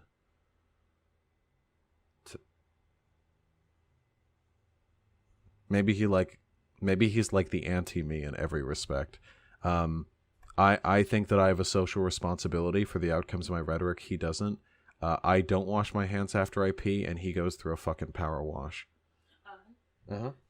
Okay, so I saw Hunter Appleman's Twitter was suspended. Do you know if he has a new one yet? I don't know. No, I don't know. I'm not even sure how I'm gonna get in contact with him, to be honest. Yeah, I was like. Yeah, I was gonna reach out to him on Twitter and be like, "Can we talk about this?" But he got mass flagged by alt-righters. Yeah, rip. All right. Well, if anyone has his new Twitter, let me know. I'll find a way. I'd like to talk to him. Yeah, Kraut does beat me in the PP to hand cleanliness. I need to be more assertive. I can't let him talk all the time. No. I think that I'm doing just fine. Like pretty much every point that he's made, I think I've nailed him on. He's making very irrational. Fuck. I forgot to dry my hands. Are you still here? Yeah, I'm here. Yeah. So you wash your hands after you pee? Of course, what kind of barbarian doesn't? We can argue about that next, okay? Okay. Okay, so my argument would be that socioeconomics plays a role into all crimes, even those committed by middle class and wealthy people. After all, the reason why white people commit a disproportionate amount of fraud is because they're socioeconomically privileged, and it is that privilege which allows people to commit fraud. So I'm not saying that being poor means more crime, though it does. I mean, that's also true. I'm saying that socioeconomics is a broader lens. I will agree with you that socioeconomic status has an impact on crime, okay? Yeah, but again, you didn't answer my central question, which is, how is acknowledging the socioeconomic circumstances that led to a group of people committing a disproportionate amount of crime, how does that excuse them? How does that... Because you're engaging in a form of like radical individualism here. Let me rephrase what I said earlier. and what we've been arguing over for half an hour, and maybe we'll come to agreement.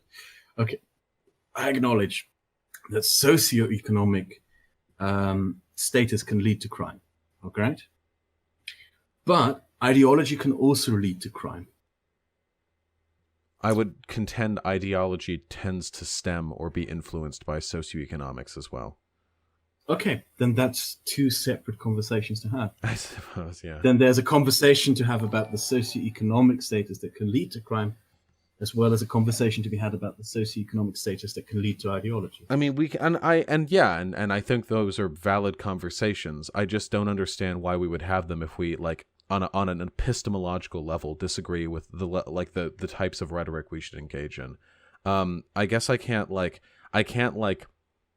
teleologically disprove your assertion that you should be able to do what you like in spite of the consequences. That's just sort of a personal value you hold, and it's not technically worse than mine. That's not really a framework I can analyze. But when I look at how I want to, I suppose, curtail the minds of the people with whom I speak, whether that be you or anyone else I talk to in person, online, to the people in my chat who listen, I usually think of ways of improving the consequences of my behavior. There's a point that I made earlier that didn't come across, I believe, which is, wait, something is wrong with my setup. Fucking hell. Sorry, I can't fix it. No, okay. You remember earlier I told you that an amount that a lot of people who went to join ISIS came from people from countries from wealthy countries like Saudi Arabia, Kuwait. That you don't have to be poor to be susceptible to ideology is what I'm trying to say. Right, but here's my contention, because I have read some data on this, and it seems like ISIS tends to target lonely, young, socially disaffected men, in Europe, which would be a social factor. So that fits with under the umbrella of socioeconomic analysis. I just thought in the meantime of a different example to give. The main base of people, the founding base of Italian fascism, the people who supported Mussolini, were wealthy to middle-class people from the northern Italian cities, from Venice, from Milan, from Florence, bankers, etc., etc. Yeah, capitalism trends towards fascism. Exactly. I wouldn't say that. But I'm a Marxist, buddy. That's you. Oh, we're talking about the paleo fascists now. I've got loads of talking points about these buddies. What I'm saying is, you don't have to be poor to be a bigot. But I'm not saying you have to be poor. I'm saying that socioeconomic conditions play into it, and everything else far more than you could and you can address those problems better through that lens of analysis than you could by just focusing on religion. When you say socioeconomic conditions, don't just let it mean poverty. But I don't. Because it's not just poverty. But I don't. I never said poverty. Now, poverty does correlate very strongly with crime. That is a thing, and also with low education. But there are forms of what I would consider to be ideological failures, like being a fascist, that don't correlate necessarily exclusively with, I mean, think of all of the upper middle class like business owners in America who championed Hitler up until we had to fight him. There's a lot more to it than just like poor people are dumb, lol. But I would say no matter the prescriptive, whether it's poor or wealthy or what social conditions lead into it, it remains a socioeconomic issue, not a product of the religion that you're born into.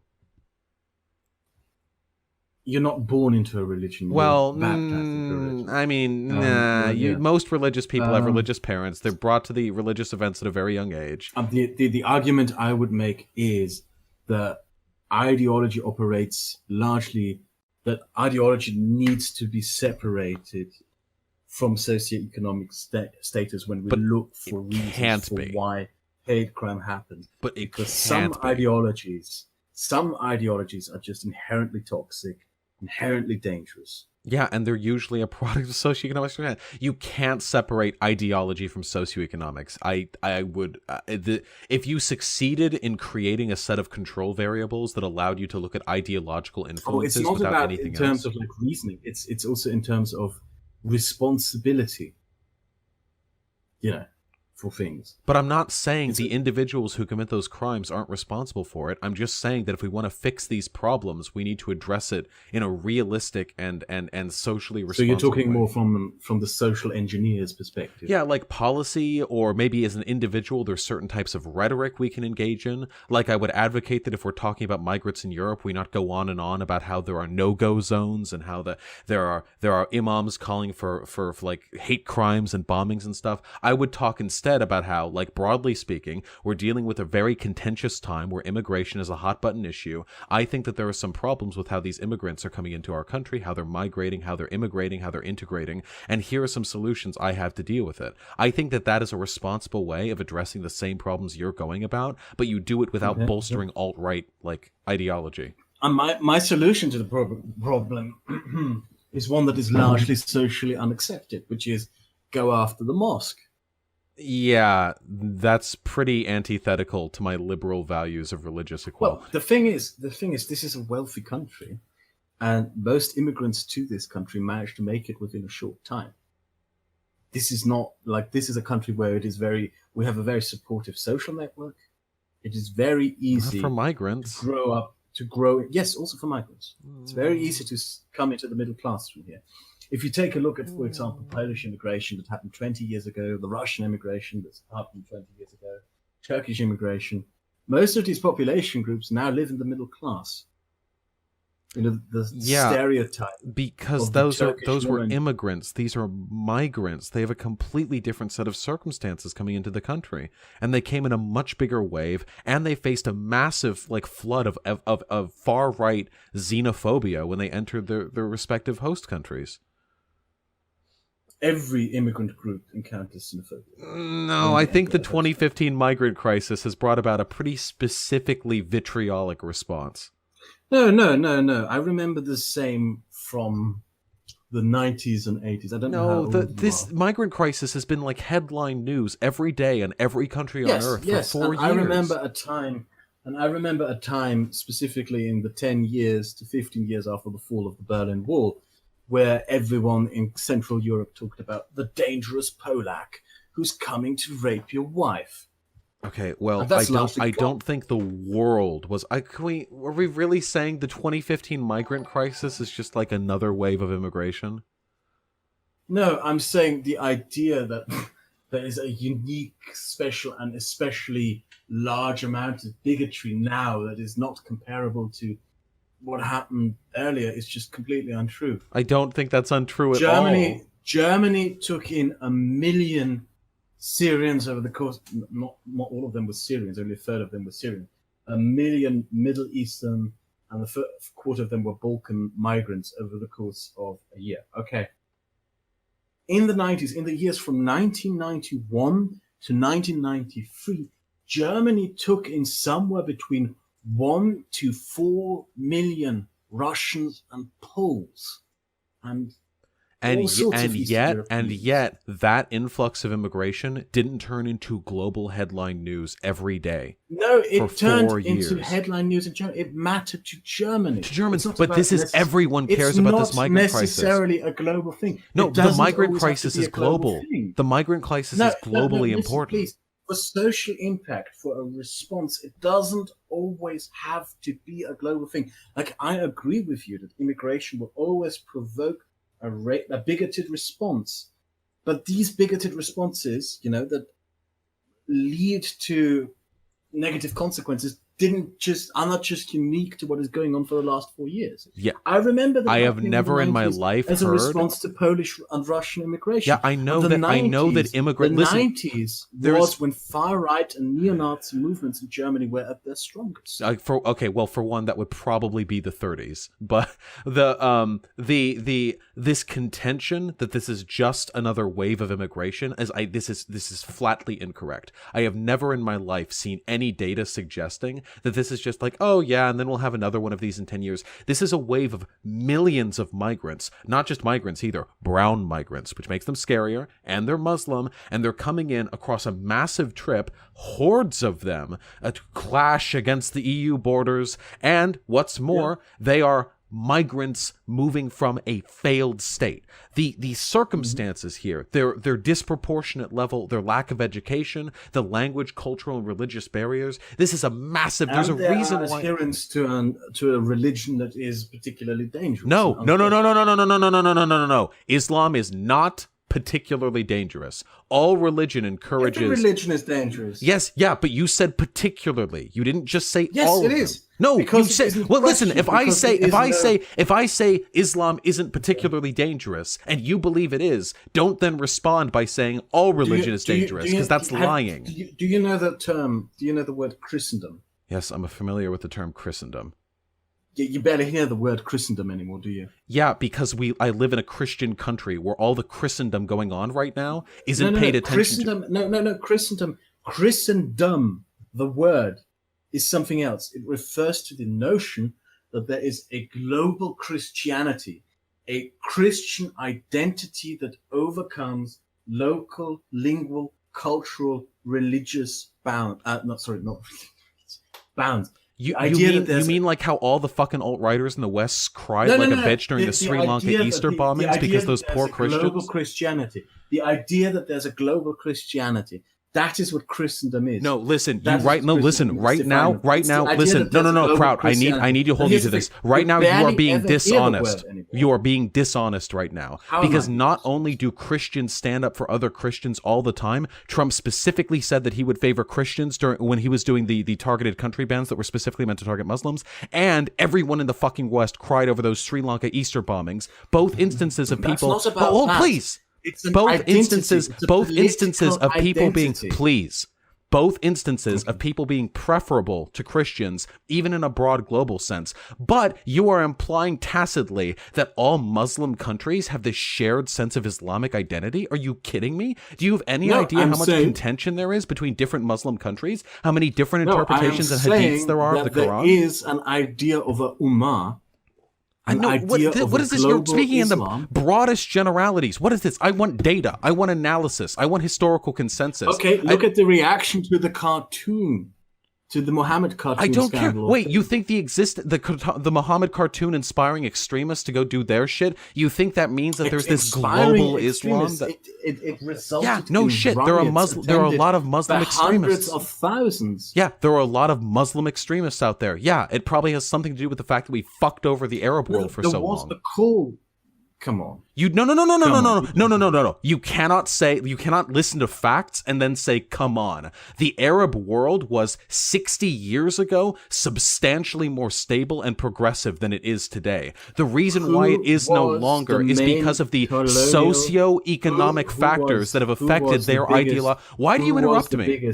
Why do you interrupt me? Because it's important. No, it's not. No, you are misdirecting right now. Who was the biggest colonial power exploiting the Arab world? What does that have to do with the fact that colonialism affected the severity and extremism of Islam? What does that have to do? It was the Turks. I don't care. It has nothing to do with the question.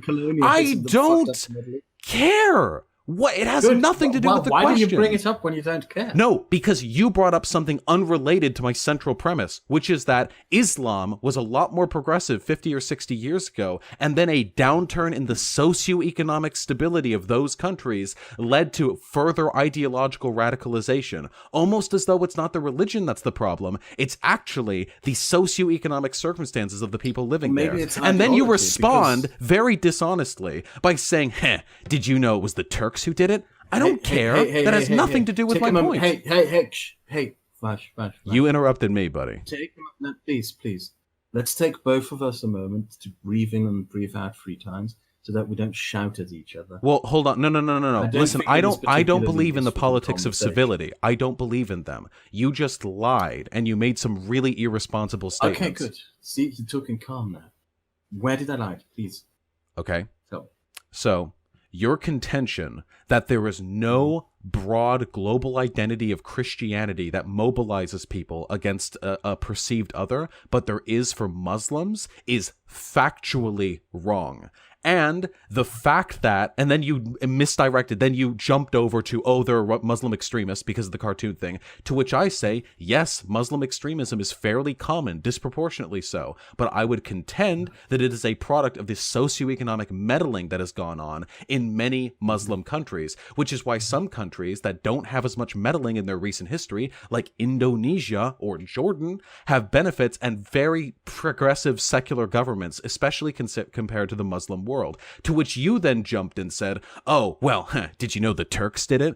And both points here you have misdirected by jumping to another point which is fundamentally unrelated to the point I was trying to make. In every respect, the arguments you're making here are identical to those I would encounter from an alt-righter. You're not interested fundamentally in responding to what I'm saying. You're interested in the next talking point you can use to reinforce your dislike of Muslims. No. I will take my time and respond slowly to everything and give my explanation slowly, so that there's no misunderstandings and that you clearly know where I stand.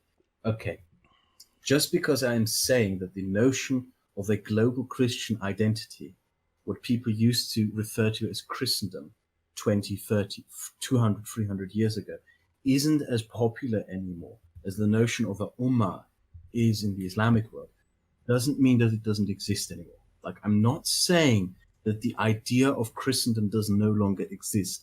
I'm pretty sure Pat Robertson is frothing at his mouth at the idea of there being a global Christian army identity. This idea that Christianity should be the prime thing that defines us as people in how we interact with the world, etc. I'm pretty sure Pat Robertson and evangelicals in the United States and elsewhere, and the president of the United States. I think he's more of a phony idiot who is... Yeah, but he still invokes Christendom to defend Christian identity globally. So I would consider the president of the United States to be a part of it. I believe it's more him pandering to... Well, okay, we can assume that he is. I mean, you've voted some pretty stupid presidents. Yes, we have. Sure. There is the idea of Christendom. To me, as a European, it sounds ridiculous because we're largely secular. Most of our populations are atheists, etc., etc.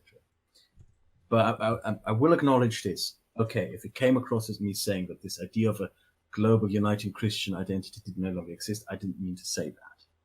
Sure, ideas don't die. People can dig them up. It might be out there still. It's in the president of the United States of America. You can also not deny that the idea of Islam being the prime identity, of there being a global Muslim identity, a global Muslim community. I contest this strongly. There is a ton of infighting amongst Muslims, different hadiths, interpretations of the Quran, even different imams. Infighting amongst Christians. Yes. But what you're trying to do right now is paint all what is it, like fucking 2 billion Muslims? No, I'm not. I am not denying the conflicts that take place, for example, between Shia and Sunni, what's happening in Yemen, what's happening elsewhere in the world. I am not denying this. But there is still an overarching... This has nothing to do with these conflicts, actually. It's something that you get by reading the Quran. Don't. We see, when we look at them, we see, of an ummah, when we see them, we see the Muslim hordes, because we are both racist and we see it from an outside perspective. This is not about immigration. This is about the conception of a political identity, of a political movement. There's not a global political movement. It's the foundation upon which every single Islamist movement builds its legitimacy. No, it's not. You're wrong. Yes, the Al-Qaeda, the Taliban, and ISIL all had different motivations proclaim to be the leaders of the Ummah. What is this Ummah? Heirs to the Caliph. Did you know that the founder of the Taliban, one of the first things he did, he went to Ummah a place means in Afghanistan. Community, a nation with a common ancestry. Yes, it's Arabic for community. So you're just using a spooky... idea of there being a global Muslim community. Okay, yeah, no, you're wrong. So you just use the spooky word because it's spookier to say it in Arabic. No, there isn't a global Muslim community. No, it's a word in the Quran, and that's what it means. Yeah, there are lots of words in the Quran. Community. The Muslim community. Yeah, okay, yeah, sure, the Quran says that, sure, and the Bible says that about Christians. What's your point? There isn't a global Islamic community. There just isn't. Different countries have different interpretations. Jesus Christ. But you use the spooky word.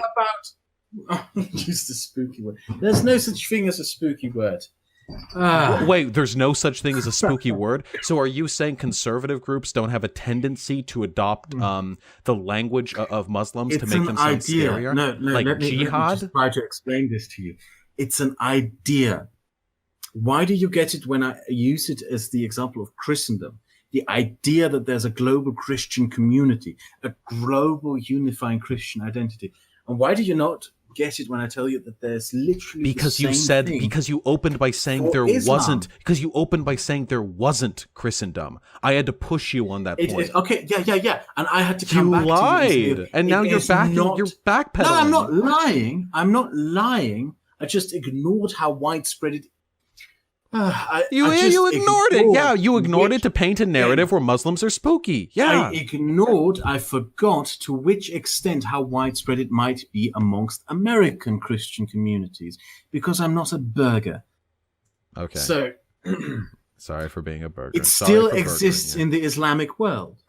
And it is more. I need more substantiation than you saying umam. It doesn't mean. Oh, the Muslim hordes. No, it's the basis of a political idea. It's the foundation of a political idea. The idea of a global Muslim identity. That idea is every bit as substantiated as the idea of a global Christian community or a global Jewish community. I do not believe that there is dangerous ideas. The first, this is something that I wanted to tell you earlier. One of the first things the leader of the Taliban did when he seized power in Afghanistan is he went to a place called the Blue Mosque. I don't know which city it is in Afghanistan, but there's a Blue Mosque there. And the Blue Mosque kept inside its walls the coat of the Prophet Muhammad. The literal coat that Muhammad used to wear. It's kept in that Blue Mosque. And the first thing he did was he put on that coat and he proclaimed himself to be the leader of the Ummah. There is a political idea that exists, an idea of a global Muslim identity. I don't deny that there is an idea that exists, but your contention wasn't that there was an idea. Yes. Your contention is that there is a global Muslim community. And here's what I'm trying to say. This idea falls on far more fertile ground in the Islamic world than it does anywhere else. If I bring up the idea of Christendom, the only place it will fall on fertile ground are maybe some swamps in the southern states of the United States. Or the President of the United States of America. Some mountain villages in Italy. Or the President of the United States of America. Yes, Trump literally held up the Bible and said this is one of the two most important books to me. Elected by the swamps. George W. Fine. Then America. Then you can't. If it's the president elected by America, you can't just relegate it to the swamps. It has to be America. America is a country that has radical Christian extremists delegating global policy and the wars we fight. George W. Bush literally said that he asked God what to do, and God told him to invade Iraq. I fundamentally reject this idea that we're all cool and secular over here in America, but in the Islamic world they're all. No, I'm not claiming that you're all secular. Like, I do not deny that you have a religious right-wing problem. I do not deny that. I absolutely never denied that. I don't know where you get the idea that I denied that. Well, originally you said, "Oh, no one's heard of Christendom." Now listen, let me tell you about the Islam idea of umami. Yes, and I was wrong in saying that. Look, I'm a European. I forgot that the idea of Christendom might fall on fertile grounds in your respective country. Yes, I forgot about Europe's got its problems with Christians too. But you can't also acknowledge, you can't also deny that the idea of a ummah has some fairly big fertile grounds to fall upon throughout the Islamic world. Okay, maybe we can find common ground here, okay? I think that generally speaking, people tend to rally around identities that they feel they are being oppressed through, which is why we have stuff like gay pride and black pride. People like to say, hey, we aren't afraid of being this thing, to stick their thumbs in the noses of those who think it's bad to be that thing. I would argue that because globally Muslims have been for such a long period of time fucked by imperialism, not all countries that are Muslim, of course, but a lot of them, that because they have been subjected to such pressures externally and such global denunciation of Islam as an ideology, that it makes sense they would then retaliate by unifying around an ideology, a component of their character that they feel they can stick their thumbs in the noses of our noses at.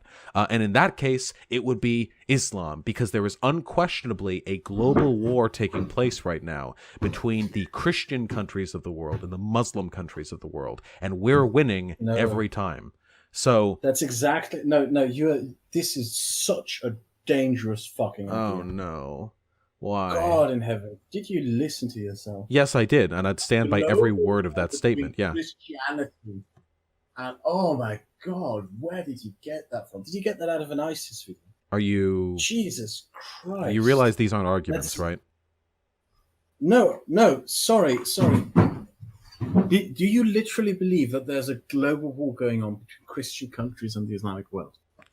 Yeah. Yeah, easily. Yeah. Wow, Jesus. These aren't arguments. Would you like to talk about it? I mean, yeah. When you have majority... Okay, I'm going to tell you, what I believe is that any kind of collective identity built upon any kind of tribal arbitrary measure, be it race, be it the color of your skin, be it your faith, is dangerous. I disagree. Do you think gay pride is dangerous? I believe it has the gay pride as an arbitrary measure.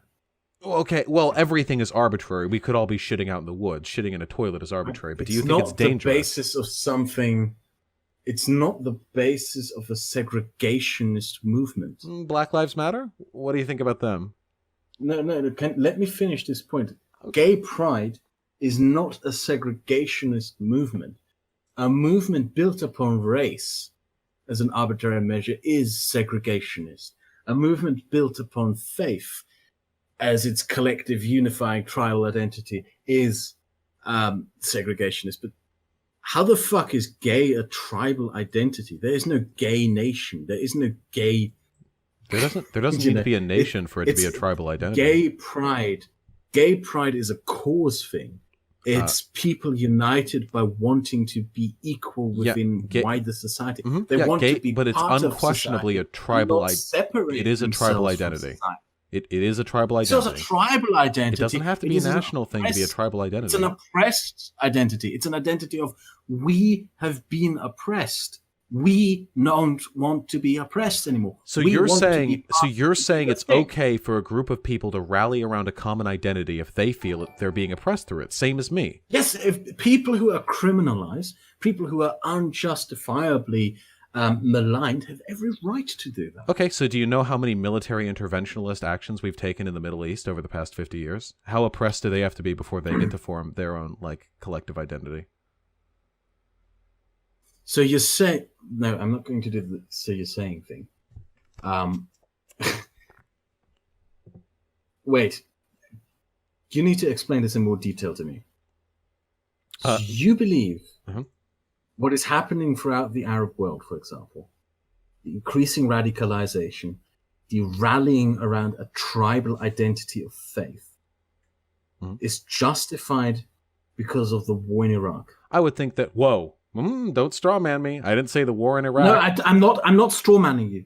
I want to underline this. I want you to express to me what your idea is, because I definitely don't want to strawman you. Well, that was. I mean, I didn't say the war in Iraq. You realize there have been an enormous number of military interventions over the course of the past 50 years. Please list them. Please list them. I cannot list all of them. Would you like me to Google and then I can read off a very long Wikipedia list?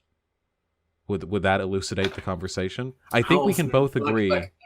The U.S. intervention in Iraq in 1990 was done to kick Saddam out of a country he invaded. Are you going to individually justify every war? Because I can individually justify a bunch of police shootings of black people. I am a war hawk. This is the one thing that we are going to agree a lot. This is a completely different topic. I would make John McCain look like a fucking social worker. In terms right. Of you want to invade the Middle East? It hasn't worked out so far. No, I believe that you have to have an aggressive foreign policy to protect what you have. Okay, so you think that invading the Middle East will protect what we have? I'm not saying invade, I'm saying bomb. Okay.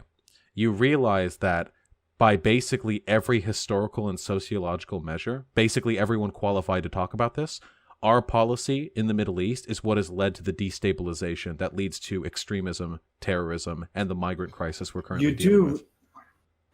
Like, we literally, like, this is our bed. We made in it, and the bed is made of millions of dead Arabs. I'm going to look this up for you. I'm going to read this to you. There is no piece of evidence in existence in this universe it's that not justifies... evidence. Not every political idea is built upon the social engineer's perspective. Okay, so what? You're just going to There is like, also argue something from like feelings? ideal. So No, you ideals. feel... Things you believe in. Okay, no. Wait, no, what come on, ideal come on, do you come on. have You're that a justifies sociologist. bombing the Middle You're East? a sociologist. You must know that there are essentially three ways in which we can come to political conclusions. There's the social engineer's path. You look at studies, statistics, and then you build your ideas, your political proposals Why do on you the want basis to of bomb how the you Middle want to East? change society. Then there's the idealistic path. You believe in something, and therefore you propose it for society. And then there's the emotional path. You have a personal experience with something, and therefore you want to impose what you experience. Okay, so how would or you solutions bombing the to Middle what you East be experience. better Yes, than the and now dozens I'm of going other to times? go, how I justify my hawkish foreign policy on ideals. I'm going to read this to you. Pacifism is objectively pro-fascist. This is elementary common sense. I'm not a pacifist. If you hamper the war effort of one side, you automatically help out that of the other. So Nor right is now there you are being any dishonest. real way- When you're Let me done talking. finish. Okay. Nor is there any real way of remaining outside such a war as the present one. In practice, he that is not with me is against me. Now, I'm trying to explain to you what you asked me 20 minutes ago. Yes, why but that was I a am very war. dumb equivocacy. So let me Do explain why. do you know who this quote is from? I imagine it would be from somebody involved in the war against Nazi Germany. It's from Orwell. Yes. And no. I'm going to explain to you where I get this from. My hawkish foreign policy comes from reading Orwell. Okay, I don't care. It's still Because a dumb Orwell equivocacy. Orwell spent the year 1939 touring the entirety of the United Kingdom, going from constituency to constituency, debating people who wanted to make peace with the Nazis, telling people, no, we shall not make so peace I know with the again. Nazis. Okay, you've talked now for like 2 minutes, and Yes, I would like to and respond to your central. The argument that Orwell made, your argument is that there is a record internationally of intervention leading to negative results. Okay, my counter argument to you is there's a record internationally that shows that not doing anything, not being aggressive to authoritarian foreign states. That's enough talking. So this is an incredibly stupid argument. Fascism is by its definition expansive and poses an innate threat. See, this is the equivocacy you failed to demonstrate earlier. There are millions of peaceful, well-integrated Muslims in America. There are not millions of peaceful, well-integrated fascists. Fascism is inherently violent. Hold on. Oh, no. Hold on. So quotes used to justify engaging in violence against a fascist government that would later engage in war. The Second World War is not the same as justifying another bombing campaign on a part of the world that is only dangerous because we bombed it before. For one, there is nothing inherently dangerous. Really? No. I Yugoslavia? gave you so much room to spread your elbows, buddy. I gave you so much Lebensraum, okay? Please.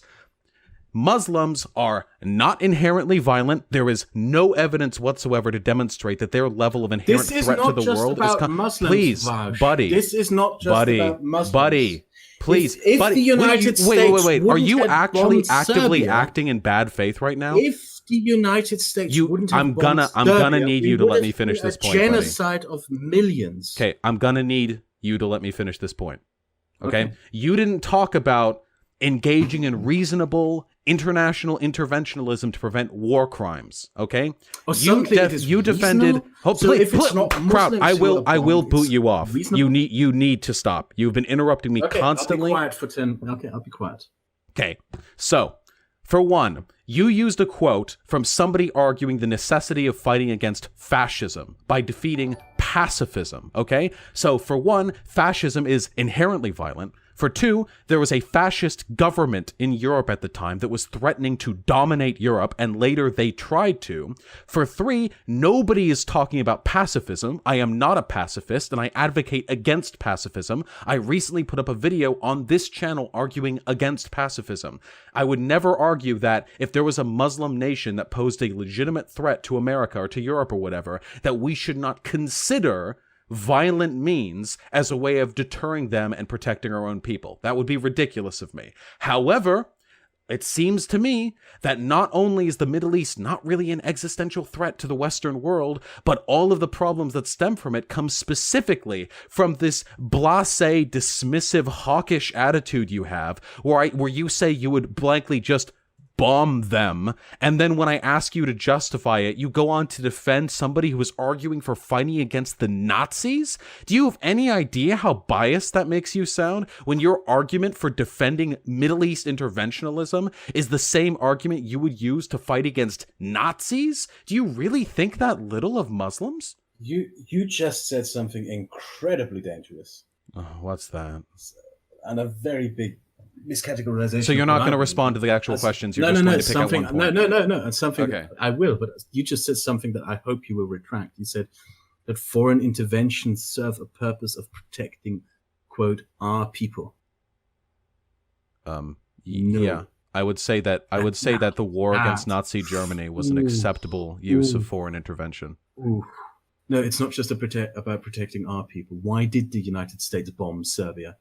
I imagine there were a number of reasons. No, protecting other people has never had anything to do with anything we've done in the Middle East. I promise you, protecting other people has nothing to do with it. It did have to do with foreign intervention. I really feel like you're arguing in bad faith right now. Yes, obviously. No, I'm not. Obviously, I would also agree. I would also agree you should protect other people's human rights. Milosevic, he would have murdered millions. Yes, I would also agree we should protect others' human rights. Yes, obviously. I said earlier, I even defended, I said if your position is we should engage in interventionism to protect the human rights of other groups of people, then I'm in favor of it. Yes. Okay. And this is something that the Bush administration believed when they intervened in Iraq. No. Wrong. Whoa, are you kidding? Wrong. You actually believe that Bush was trying to be like a helpful humanitarian interventionist in Iraq? Yes. No. Oh my God. I can't argue with that level of delusion. If you can let me finish. I believe that Cheney and Bush both intervened in Iraq because they believed that they were doing something glorious and great by intervening and removing a dictator. I can't argue with this level of delusion. And they were wrong. They were wrong. Then why did they spend so much time lying to the American public and to the UN, and then later with no bid military contractor? Okay, yeah, because they believe their own lies. No, they didn't. There's no evidence to suggest that. They were deliberately lying. The evidence, this was like 10 years ago. The evidence is out. They received reports from the CIA that there were from people they pushed into giving those reports. Yes, exactly. From people who they pushed into giving so if they say, hey, find weapon of mass destruction proof, and they come back, it's... Yeah, they told someone to lie to the world. They produced their own evidence. They were being dishonest from the start. I can't argue with that level of dishonesty. Yes. They were dishonest with themselves. No. I'm not they deliberately lied. Vash. I'm not... Sorry. I'm not saying that... Fuck. No worries. Oof. I'm not saying that it was a good thing. But they deliberately lied. They didn't believe their own lies. They had no... This was clearly when they brought in the oil companies, when they extracted the oil and secured the oil fields, when they had their no-bid fucking military... That's a myth. Most of the license... No, it's a myth. No, that's not. The United States didn't just take over the Iraqi oil fields. Nations sell the licenses. Oh, you're right. I'm sorry. We invaded the country, and the new government we propped up decided to give them to us for very, very low margins. What incredible coincidence. Can you stop? You're just talking out of your ass right now. No, I'm not. What the fuck? No, yes, you did. Okay. Who received the licenses for the biggest oil fields in Iraq? Who received the drilling licenses? I don't. What? The Chinese National Petroleum Company. And that means we didn't benefit from it? Exactly. The oil didn't even go to the United States. Which it makes the entire argument of the war for oil bullshit. No, it doesn't. The oil went to China. A lot of oil went to us. It went to us and China. Yeah, it went to us and China. No, the majority, the vast it doesn't matter. majority No, of vast the oil majority. Fine. Okay, wait. went No, hold to on. China. Iraq oil production export by country. Please do. Can we get by country by year? Let's see. Crude oil exports 1980 to 2019. Okay, let's see. Crude oil production. No, this isn't showing me where it's being exported to. That was in 2018. Nope, that's not giving me a per country. Well, actually, if I can... Wait, I can juxtapose their total production to their production given to the U.S. So, how many barrels of oil does the U.S. get from Iraq per year? U.S. imports from Iraq of crude oil. Okay, let's see. Nice. Okay, so let's see. So this would be thousands of barrels per day. So we would need to... Fuck, I hate comparing disparate data, but it's the best I can do right now. So we would need to multiply this, whatever it is, because this is per day, by 365, but also by 1,000, because it's going by 1,000. So let's take, for example, we invaded Iraq back in, 2003? So let's take a look at 2004. So that's 655. Let me bring up my calculator. 655 times 365 times 1,000 equals the total. So that's about 240 million barrels of oil from 2004. And then in 2004, let's see. Sorry, just give me a moment. It's fun. I'm responding to DMs. 2004. England won, by the way. Hell yeah. That's no, I had hoped Scotland would win this one. Hell no. Yes.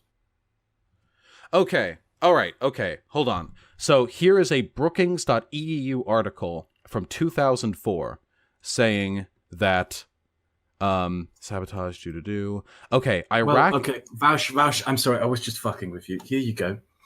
Here's the Wikipedia article. All you really need to do is Google economy of Iraq, and then you get a list on the Wikipedia article of all the major export partners of Iraq. And as you can see, the main export partner of Iraq is China, with 22.8% of all exports, followed by India with 20.4% of all exports. That's current and doesn't South Korea with 11.3% of all exports, and then you get the United States with 7.8%. Even if that was representative of the immediate post-war climate, it doesn't change the fact that us getting that oil, like, that doesn't mean we didn't do it for oil. Just because China got most of it doesn't mean that we didn't. Yeah. No, I grant you that. I grant 1.6. Maybe you did invade the Iraq to get its oil. So even if you did, you didn't get it, did you? 1.6 to 1.9. So that in the end, the fact that you didn't get well, your original argument was that Bush and Cheney did it as like an interventionist thing against Saddam Hussein, and then we killed because they were stupid. Like hundreds of thousands of people. They did it because it was stupid. That's what I'm saying. Okay, well, no. Originally, you said it was humanitarian interventionism. You lied at the beginning. Are you saying that it is not possible for people to have good intentions and then do bad things? There is literally no evidence that I have ever seen produced that they were sincere in their humanitarian intention. And I'm sorry for being a little bit skeptical of the American government when it comes to invading the Middle East, but something tells me that them saying, oh yeah, we just care about Saddam's people, and then having a bunch of no-bid military contracts and evidence that George Bush was still angry over fucking his father's failures in the Middle East and so on and such forth. Yes. Something tells me that maybe I'm not going to take them at their word on that. It Especially if the outcome was so disastrous for Iraq. Don't you believe? Do you really believe that all of this has to have a malicious intention behind it? 240. Hold on. Wait, when it comes to the American government choosing to engage in war that leads to the death of hundreds of thousands? Do you Yes. seriously Yes. believe Yes. that it is Yes. always malicious? Yes, I do. Really? Yeah. You Okay, realize look. you're literally talking to a Marxist. Why the fuck would I interpret humanitarian intention from interventionist wars in America? I have never heard this argument. Most Republicans are smart enough to drop this argument. What are you saying? What about the Soviet invasion of Afghanistan? What? It was shit. What? You think I'm going to defend the USSR? Well, no, it was also done under good intentions. No, it wasn't. They had their own economic interest. No, it wasn't. Yes, it was. No, it wasn't. They were getting upset because they were upset because their leadership in Afghanistan was going. Their leadership in Afghanistan, buddy. Programs for Afghanistan were. It doesn't matter. The reason they did that was because their. Why are you so bad at not interrupting? Their leadership was faltering in Afghanistan. They wanted to go in to protect their fucking satellite state against U.S. interests. No. Look, it's not. Oh my God. You're having difficulty separating intention and outcome. It is possible to have good intentions. You're right. I'll just believe every imperialist who says you're right. And by the way, when England invaded India, they were just trying to set up roads and schools, my dude. Yeah, totally. No. And when we and the transatlantic slave trade, when we brought millions of blacks across the Atlantic Ocean, we were just trying to give them bits of our superior American culture. Yeah, totally. Vouch, you are strawmanning. Mm-hmm. British colonization of India was purely a 100% a vulture capitalist venture. Everyone knows this. And this is certainly not a position that I am going to take. So please don't strawman me with something like that. I mean, no, you literally said that it was a humanitarian war for the Iraq war. Yes, no. What I am arguing is, it is possible. Look, you get that it is possible to do something with good intentions and it has a negative outcome because you do not understand the situation. Okay, so I just did some math, and according to my math, and I recognize this is probably not fully indicative because I'm using stats that were disparate, but I've done my clean math. It looks like in 2004, the year after the invasion, we received 1/3 of Iraq's oil exports. Not 8%, 1/3. What I'm looking at right now is we received about 240 million barrels a day. Yeah, so here are the two stats that I and I understand that there are potential for fuckery here. And can we take the heat out of the conversation? I mean, I love heat. I love spicy food. So that is Iraq's oil sector 1 year after quote-unquote liberation. And here is a year-by-year breakdown of their total exports. So by their exports to America. So by looking at in 2004 the amount we received from them compared to the amount they produced, it seems like we received about 1/3 of their oil exports, not 8%. Mm-hmm. Now it's possible that has streamlined a little bit since then. In 2003. This 2004. Yes, this is after 2003, the immediate aftermath of the invasion. Yes, the immediate aftermath of the invasion saw a precipitous spike in the amount of oil we got from them. What a coinkydink. Mm-hmm. A third. Yeah. Well, you know that you didn't take any oil from Iraq at all before 2003. We did. No, you didn't. Yes, It was literally illegal to import oil from Iraq. Okay, well, in one of the stats that I just gave you, let's take a look. Yeah, nope. We received imports from Iraq of crude oil in 2003, in 2002, and so on and such forth. We began getting those imports in 1997. That is when the Food for Oil program. Yes. These were paid for with food to give to the starving population. buddy. To the Shias, who Saddam Hussein was intentionally What does this have to do starving. with anything? The crude oil we invaded. This means Iraq that this with is the oil that wasn't sold. This means that this was oil exchanged U.S. in a imports. humanitarian program. U.S. imports from Iraq of crude oil. I don't like. There's a difference, Vaush. There's a difference in getting paid with money and getting food in exchange for a product. All right. Okay. Because I haven't heard this crisis. before.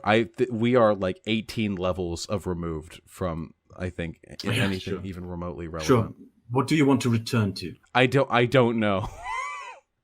I don't know. Wait, can I take a second? That's what to I pee? told Wait, you. That's hold what on. I told you. We will end up having severe disagreements. on Okay, those yeah, topics. but I'd like them to be disagreements where both of us are like have good points. Here, hold on. I gotta pee. Okay. And it was the Soviet Union who didn't want these fanatics in charge of Afghanistan, so they invaded Afghanistan. Hello. Did you enjoy radicalizing my stream while I was gone? Yes, I propagandized them. I told them that the Soviet Union did nothing wrong in Afghanistan. Gotcha. Yes. Okay, I strongly disagree.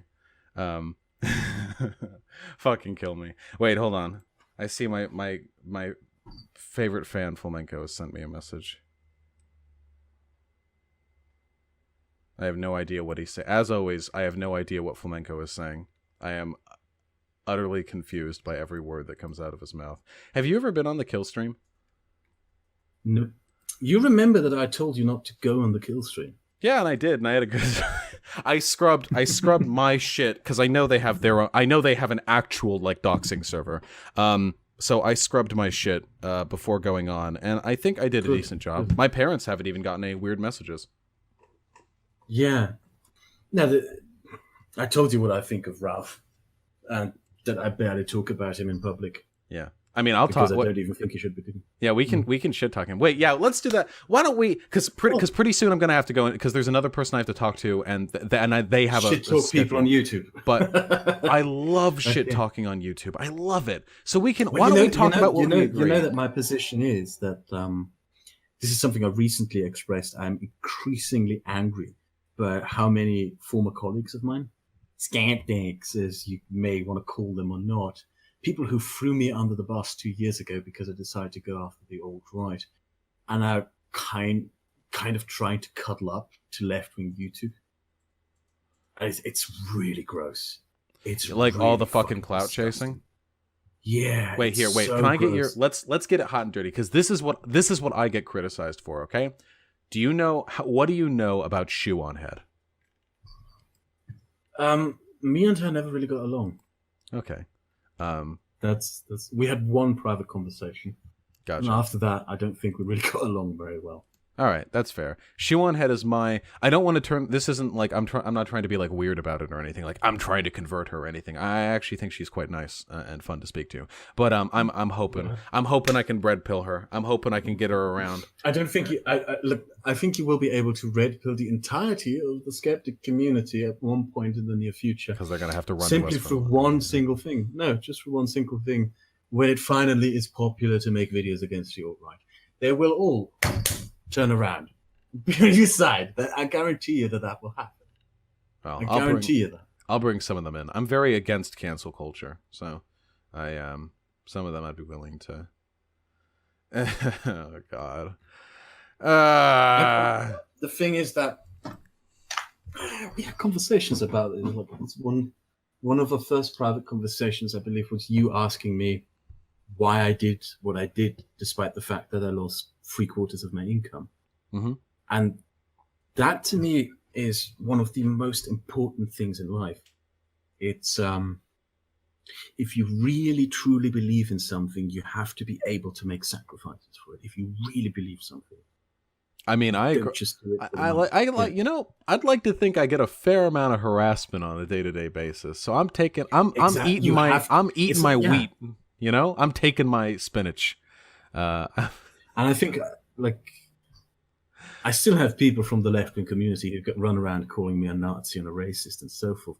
But I believe I've proven, at least to the sincere part of your community, that I am sincere in what I believe. Yeah, I think I don't. The measure by which you measure how sincere someone is in what they believe in is, in my opinion, to which extent these people are capable and willing to make sacrifices for what they believe.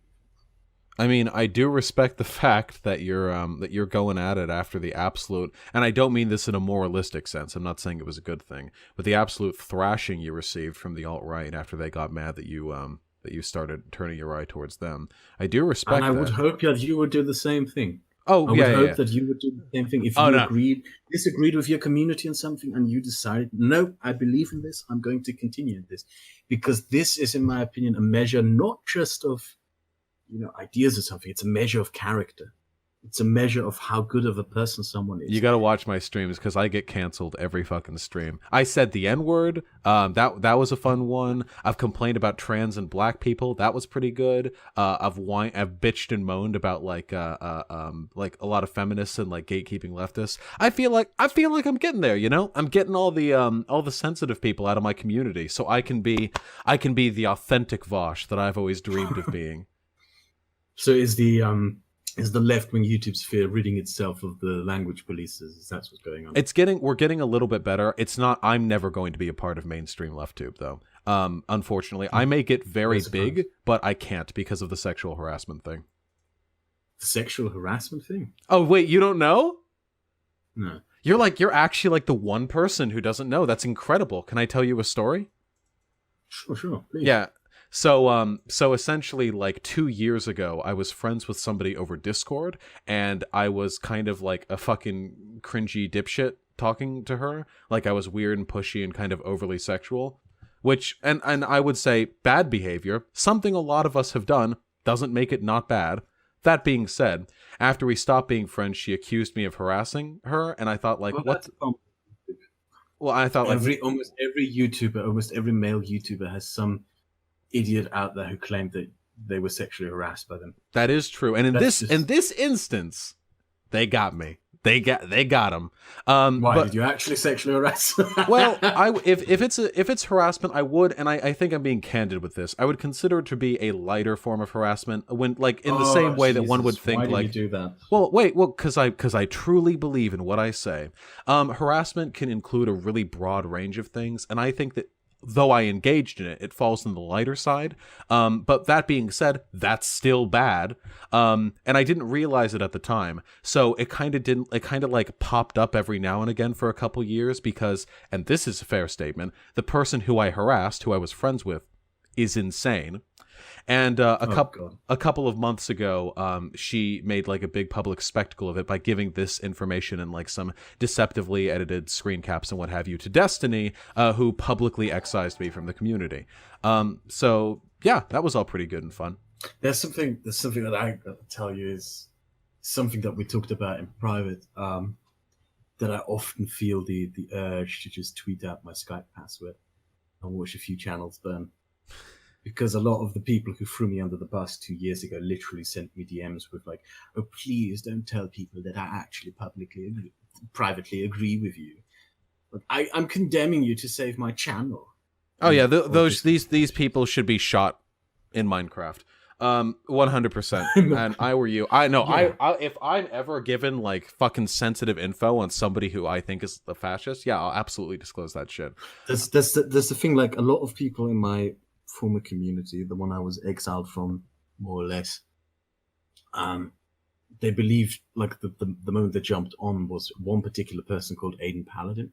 Oh, I know Aiden Paladin. Accused me of doxing her. Mm-hmm. And the thing is, I immediately saw through her bullshit, and I'm amazed by the fact that so many people didn't. Aiden Paladin loves accusing people of doxing her. She got started in her convo with Destiny, and in her convo with Destiny, she'd keep being like, I voted Trump, just kind of hate, like, gay people, and I Professor University. Oh, God, I shouldn't have said that. Anyway, where I work, which is at this address. Oh, I shouldn't have said that. Why are these people doxing me? It was crazy. The thing is, she, over the course of 2 years, because we actually looked into that when I came back to YouTube, because we thought about making a case for my innocence, like a really long one. So we gathered all this evidence together, mm-hmm.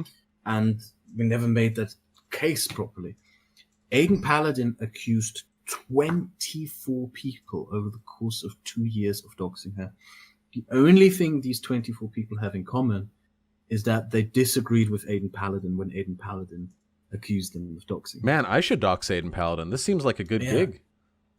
and she accused 5 people of getting her fired. And the only thing these people have in common is that they all disagreed with Aiden at the time, and that Aiden has Aiden quit her job herself before she claimed that these people got fired. It's amazing to me that to which extent you can go on the internet with lying about what you believe in. You know, you can shut down an entire conversation with drama, but just lying about what people do to you. I should lie more about other people. Honestly, I'm missing out. My power level could be higher. It's the preferred tactic of these people. And another funny thing that these people threw against me was my supposed fake accent, which is a really fucking funny thing because these people don't realize that I talk to people privately as well. You know, that it's not something you can keep up all the time. Yeah, they don't even. It's just listen. My audience still hasn't figured out. My audience still hasn't figured out that I have a deep Southern accent, and I'm just trying to cover it up. So that I wouldn't worry too much about their deductive analysis. But going back to the thing we originally and the reason why we started talking about, I still have trouble believing that being opposed to fascism is enough of a unifying factor for us to build a new community. Maybe it's not. I think you may have actually brought me around on that. I don't know. I sincerely don't know, Rash. I really, I came into this conversation here with you intentionally wanting to bring up my own political convictions and beliefs to just show to you how hard this might be. Well, are you capable of laying aside your disagreements with me for the purpose of going after a supposed common enemy? I mean, like... Do you think that is even possible? I mean, we're not, like, soldiers in the trenches. If I see you making content that I think is authentically anti-fascist or calling out hypocrisy on the alt-right or what have you, then I'll laud that content and applaud you for making it. And if I see you making content that I think enables alt-right Islamophobia, then I'll call you out on that. But I would never say that, like, I would never make the argument that the positive things you contribute, from my perspective, I would never argue those should be ignored because of the negative things that you've done from my perspective. I try to partition out the things I like from people. There's also the fact that I disagree with the leftist sphere of YouTube still on various, I don't know what to call it, but yeah, I disagree with them on various different issues. We don't agree on everything? You're not a Marxist? Yeah, I know. But the thing is, you know, when you look back at what used to be the anti-SJW YouTube sphere, and if you are concerned about the well-being of your community, right, as a left-wing YouTuber, one of the main reasons I can give you why you shouldn't open the doors to people like me is because that is exactly what anti-SJW YouTube did. It flung open its doors wide open to anyone to come in and join and be part of this sphere as long as they shat on SJWs. And of course, this is what in the end killed it. The difference is anti-SJWs were sinister ideologues to come in. Anti-SJWs were never ideologically principled, and I am. I think that's the main one. They'll let slip the things they disagree with as long as it doesn't hurt their profit margins, and continue to agree as long as they get good cross-pollination between themselves and the fascist channels. And then there's also the fact that fundamentally political disagreements cannot always, you know, they having being united through an enemy does not continuously guarantee unity. Look, for example, the Second World War, I believe, is the best example. How the Soviet Union betrayed the Polish people, annexed Poland, and turned it into a socialist, tyrannical Stalinist puppet state. Another example is Greece, which is one of the few nations of the Second World War which liberated itself. A lot of people don't know this. Greece liberated itself from Nazi occupation by the efforts of its own resistance fighters. And these resistance fighters then wanted to build and found a left-wing republic. And British troops that landed immediately reported that back to London. And London said no. And they started bombing those same Greek resistance fighters a year before Nazism was even defeated, just to be able to build a right-wing dictatorship. Yeah, trust me, as an anarchist, I am very suspicious of coalition building with people who I disagree with, yes, okay? I completely get it. Okay, here's my system, okay? Listen, I'm drawing it on stream right now, okay? It's a tiered system. I don't see the screen. Okay, it's a tiered system, you see, where at the top, it's me, Oliver Thorne, and Natalie Wren. Okay, we're the top. Okay, and we all cuddle and make videos, and then here are all the. I'm not gonna draw all this shit. And did you seriously? Did you seriously name the stream "Talking with Kraut" about Muslims? Wait, I did at the time we were talking about Muslims. I just haven't edited since then. Here, I'll change it. Wait, I'm not trying to bait. Well, we can have that stream too at some point if you want. I mean, we did part of it. But yeah. We did. Anyway, so the ideal here is a system by which we relegate certain levels of trust and authenticity for people with whom we share more in common, and then as people share less in common with us, they are still valuable and beloved and cherished. And I've seen your pictures, Kraut. I gotta say, you're a handsome boy. I don't know how you feel about boys, but you're a snack. And then we collaborate in whatever ways we agree, and that's the system we're going to have. Okay, well, I'll see how it goes. I'll keep making my content into a specific direction. I think my motivation for doing what I'm doing, what I guess I could tell you is, I believe it is important to be a contrarian and to go against what is popular. I don't disagree with that necessarily. I think it's important to be more than just a contrarian, but I do think that there's an inherent value in considering like ideological alternatives, you know, or not just accepting what surrounds you because it feels good.